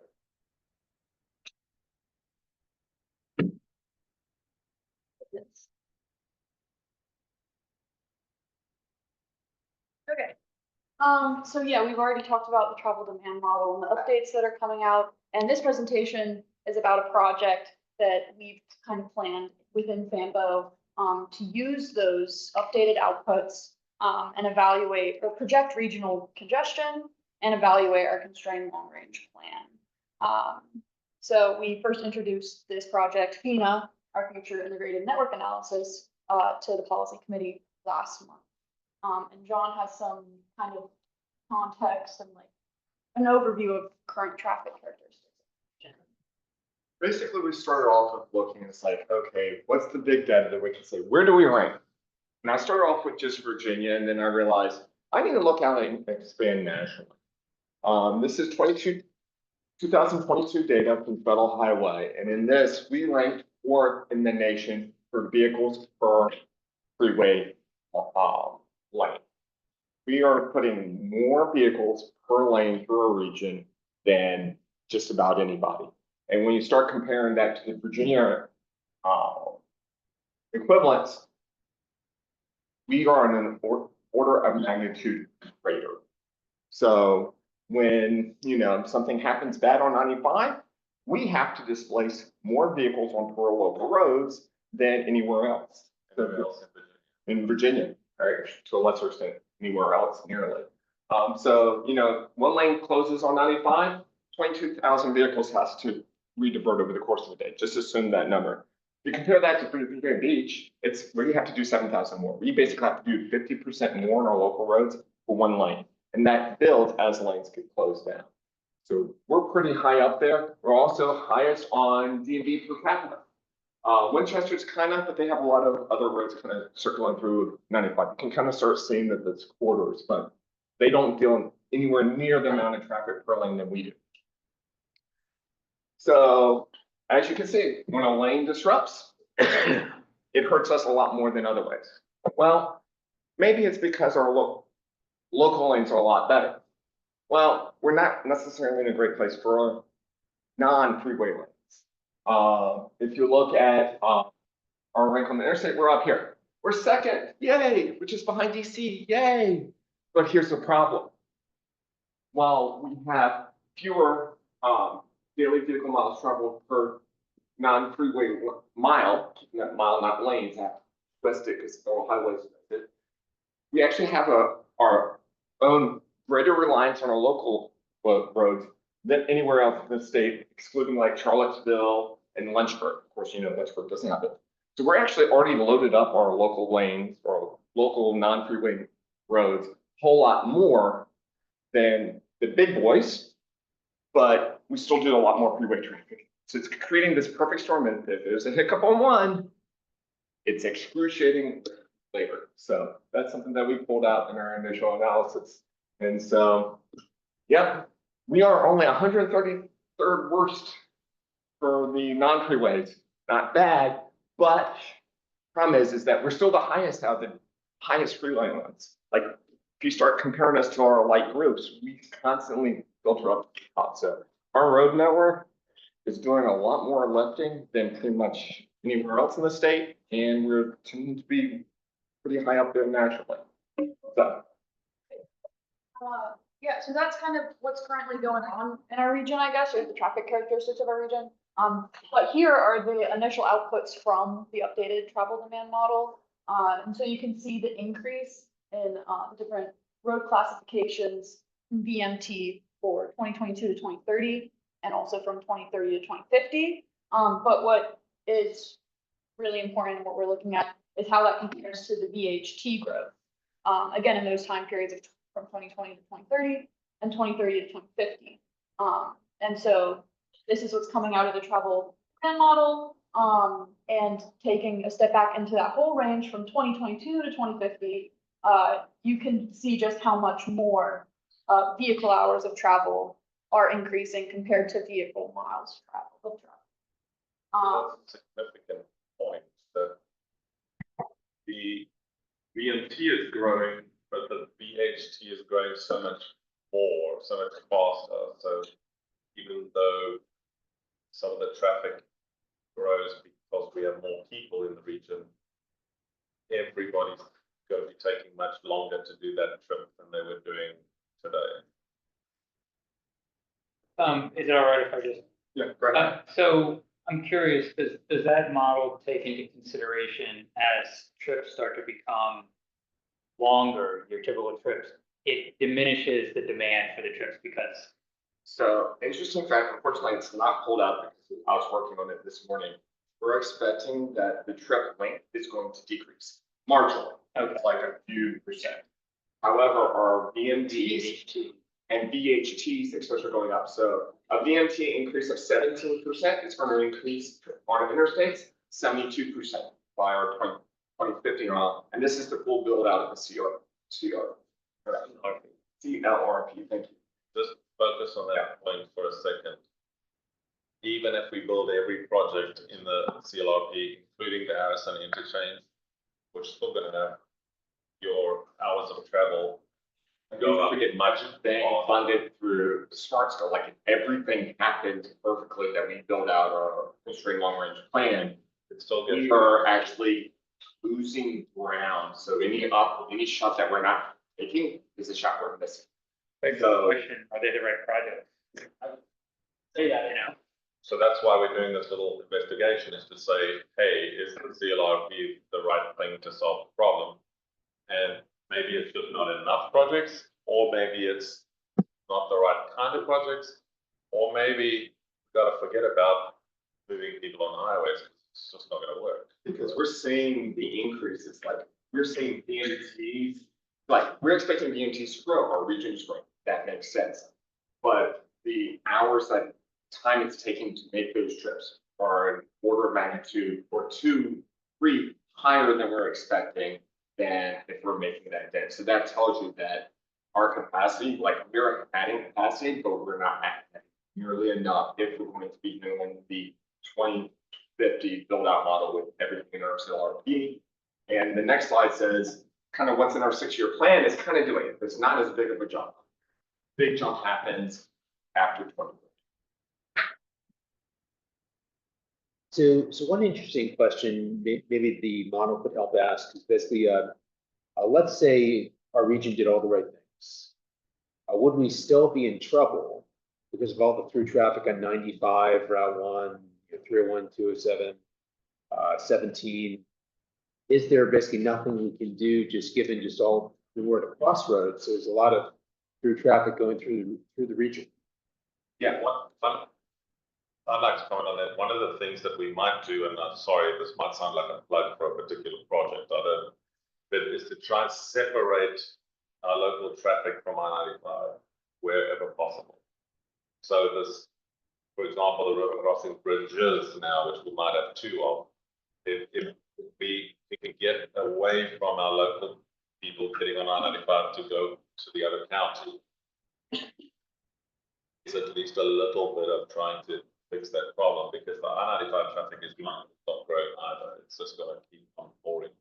Even if our population stopped growing, Rest of Virginia is still totally, growing. the rest of the country, because I-95 goes from Boston to Miami, so the rest of the country will still kill us. Again, I'm gonna give up what I'm doing at 7:30 in the morning. Thing is that I think they're expecting the external network of interstate travel to kind of build by like 48, 50% in the model, but our local traffic's billing at 60%.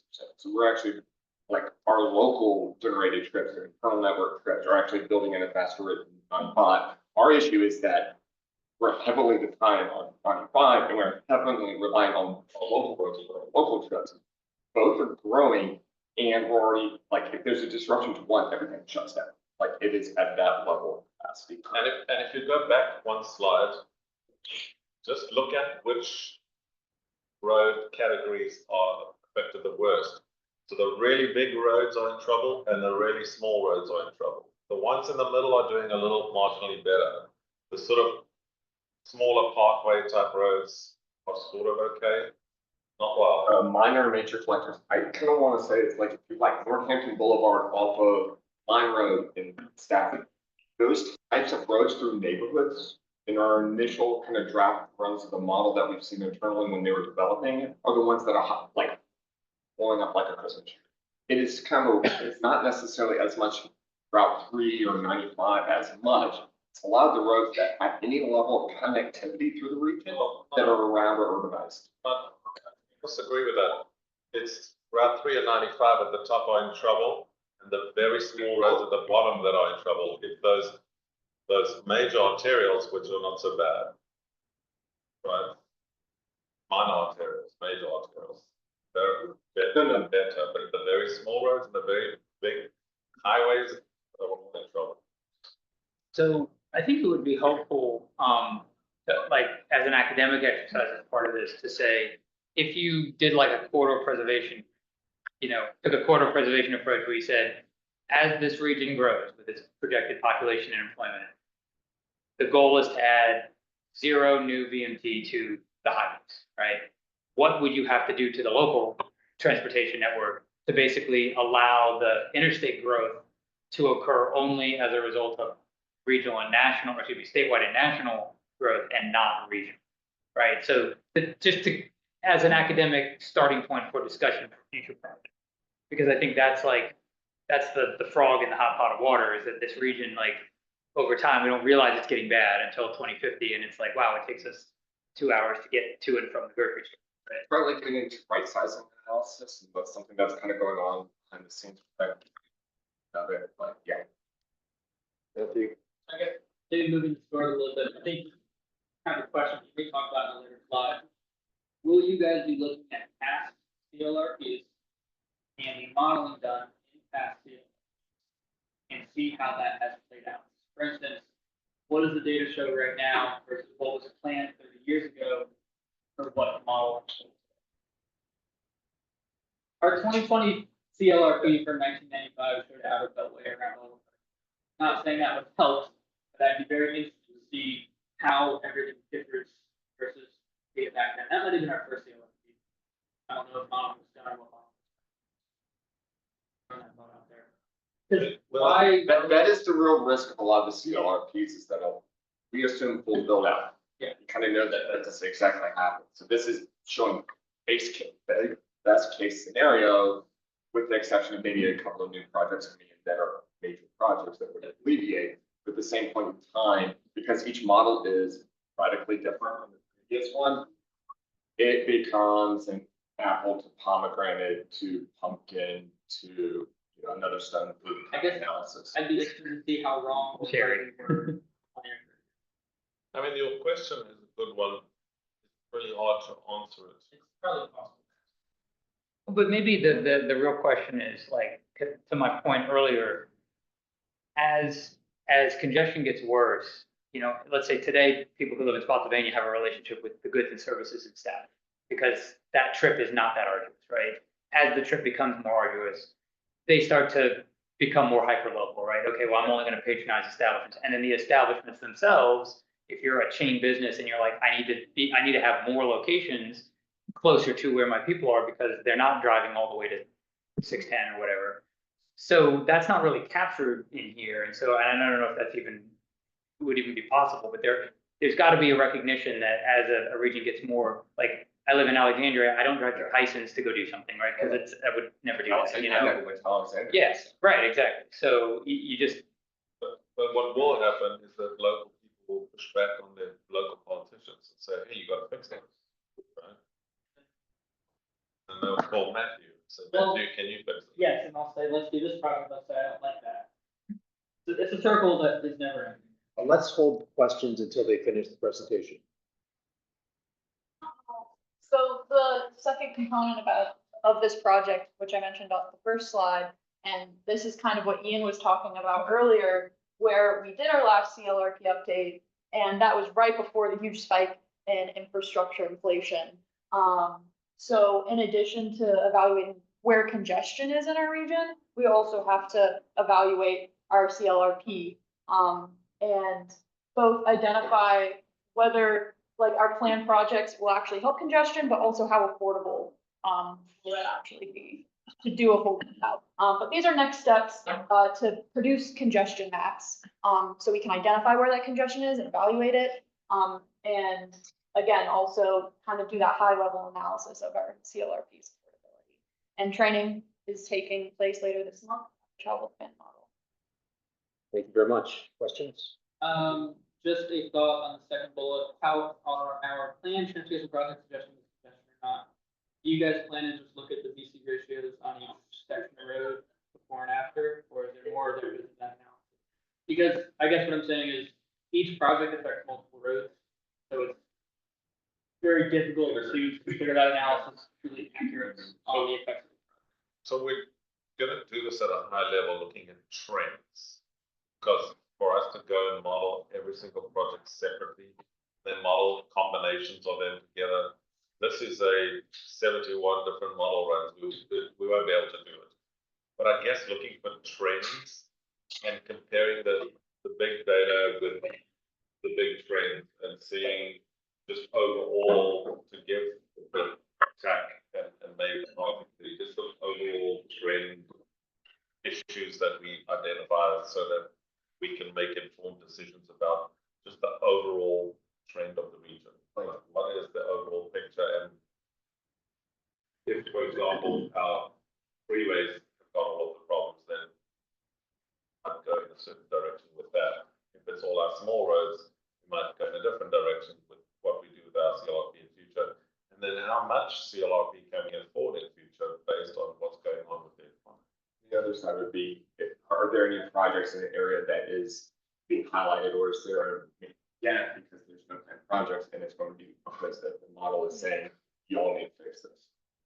For example, if our whole CLRP is taken up by only big projects or only small projects, will that address the trend problem that we see in the future, right? So that's sort of. I mean, I'll just say this, I'm biased, but I think the only way to fix this is build a bullet train. So is I guess what the model is suggesting a pattern with interstate and highway traffic being diverted onto the land.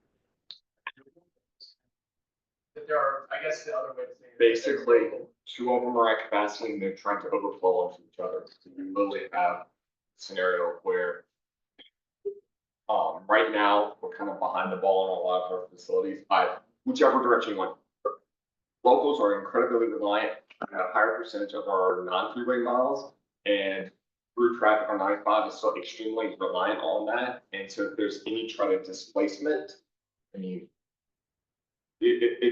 there's nowhere for it to go. There's no overflow. It's a flood condition, more or less, immediately when there's a disruption because both are struggling. And that's now, and in 2050, they're saying it's going to get a whole heck of a worse due to the growth pressures. One of the things I didn't realize, which I'm now realizing, is that our local traffic is growing faster than I-95. That's The only other thing I'll just add, our Stafford is very different from Fredericksburg. I'd be very interested if this is for you guys to split off those PMT and PhD figures just for Stafford, and take that out of the Fredericksburg part because they're very different. Operate very. sorry. Thank you very much for the presentation. That brings us to correspondence. Comments on that? We filed three, localities, right to VDOT for the post conservation changes. And I didn't know if, Kathy or Cassie has an idea when we'll get the feedback from that, and then when you want action, at the policy, take on approval. So we are internally reviewing it by, I mean, like planning. Then planning's gonna review it, we're going to make comments. We're going to then give it to traffic engineering to have them review. And my goal is to then, for them to give me comments back by next Wednesday. And then we will be sending out our comments to you and then at the same time, send them to TMPD. I did already send this list to TMPD. They like kind of wait until they get, district feedback on your comments. But I gave it to him just as a heads up because he said that was fine. So we'll be sending out comments, to all and then also to TMPD at the same time. Just to kind of get the ball rolling, because then TMPD can start looking at anything that we are good with updating, then they can kind of give feedback. Because I'm assuming then the goal would be to get this in now October, to get this, for November. Because then TMPD is going to have to look at it and say whether or not they agree with any of the changes too. So it's a process. We'll come back with a probably revised list. We'll bring it to the TAC and then get a letter to approve. And if that letter needs to contain any special language, if you could let us know and we'll start Well, drawing. yeah, they sent you guys a template. Okay, great.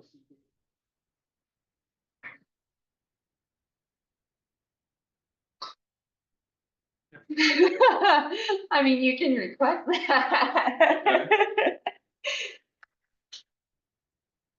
No, I think we should be requesting that. I think both Paul and Matthew agree with that. And I think so. I don't know if the city agrees, but I think we should. Just not sure if it's the same letter, we should put it on, but we certainly should. It's in the same ballpark, it's just different. Yeah, this is like actual VDOT, Yeah. where trans is under OIP, it's not technically VDOT. Theoretically, for upgrading comparison. No, we're all in agreement on what should be done. The question is, how do we get it done? And I'm not sure we've solved that yet. Okay, so moving to staff reports. John, did you have a time for that evening meeting? The meeting is now set to be scheduled from 5 to 7. For that study on November 20th. So, Would that be like a open house? yes, correct. Yeah, then the meeting schedule came out, so we'll look at that. Member reports, just go around.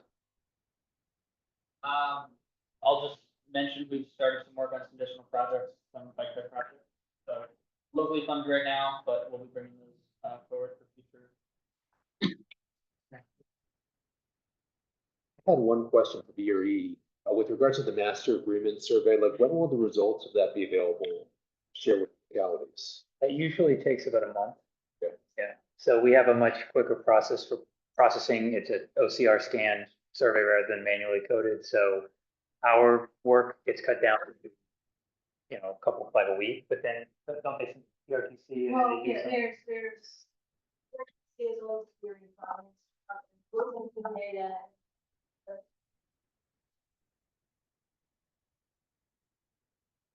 Larger. But those all get presented, obviously, at the fall, budget inspection. Yeah, I don't, off the top of my head, there's timing of that week, but number meeting. And by December, it's part of the budget. Do you only survey current customers or do you look at potential customers? No, only current customers. That's what worries me about this process, is that we're talking to the people who already using the service, and we're not talking to anybody who's not using the service because something's missing, there's no charger or it's This too is far. for, Yeah, this is has a specific purpose, Purpose. that it is used to determine the subsidy allocation part of the budget process. We do that another spring ongoing survey, which is a customer survey, and it's a survey people are already using BRE. But we are also, looking at ways, other folks with our marketing folks and some outreach folks to get at people that are not riding BRE to, understand whether or not you're riding, or what can we do to, get the word out about BRE. What people that don't ride that know about BRE, but bigger audiences, people who don't even know about it. Those are the ones. Could the results of the survey be presented to the TAC in January? we could do that, yeah, because it would, by that point, our board would have adopted it, so. Right. Yeah, if you'll just remind me of that, I can. Sure. Yeah, and the commission, well, might be before that. Depending on the name. So, but yeah, we could do that. Okay, One great. last quick question. Sure. Get an update now, but on the station upgrades for the two stations in Stafford County.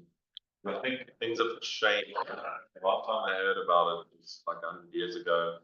And there was all this debate about whether you have to build a central platform or not. Oh, yeah. But rebuild a bridge or not, and there's all sorts of stuff.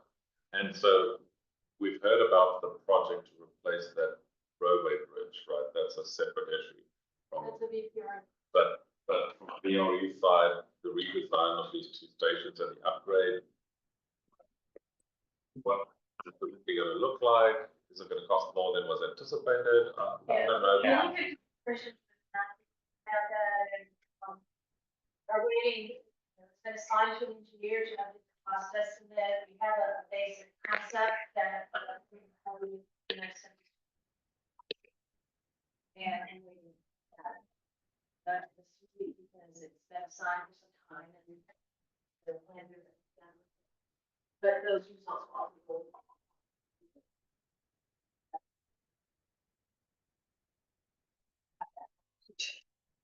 Yeah, so I'm just hoping you could give us a 2-minute, like, that's the new concept, this is where we're going We with can this. shoot for October.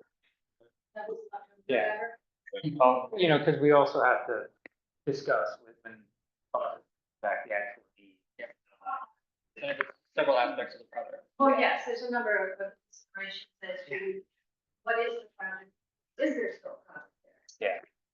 The related rail infrastructure improvements, the transforming rail in Virginia, and those stations are not going to require an additional track through the platform area, so there's no longer a need at either station. We're gonna look at with the future TRB plans, what's required of the stations, but both of those stations are in TRB phase 3 and 4. And PRA, they have no timeline and no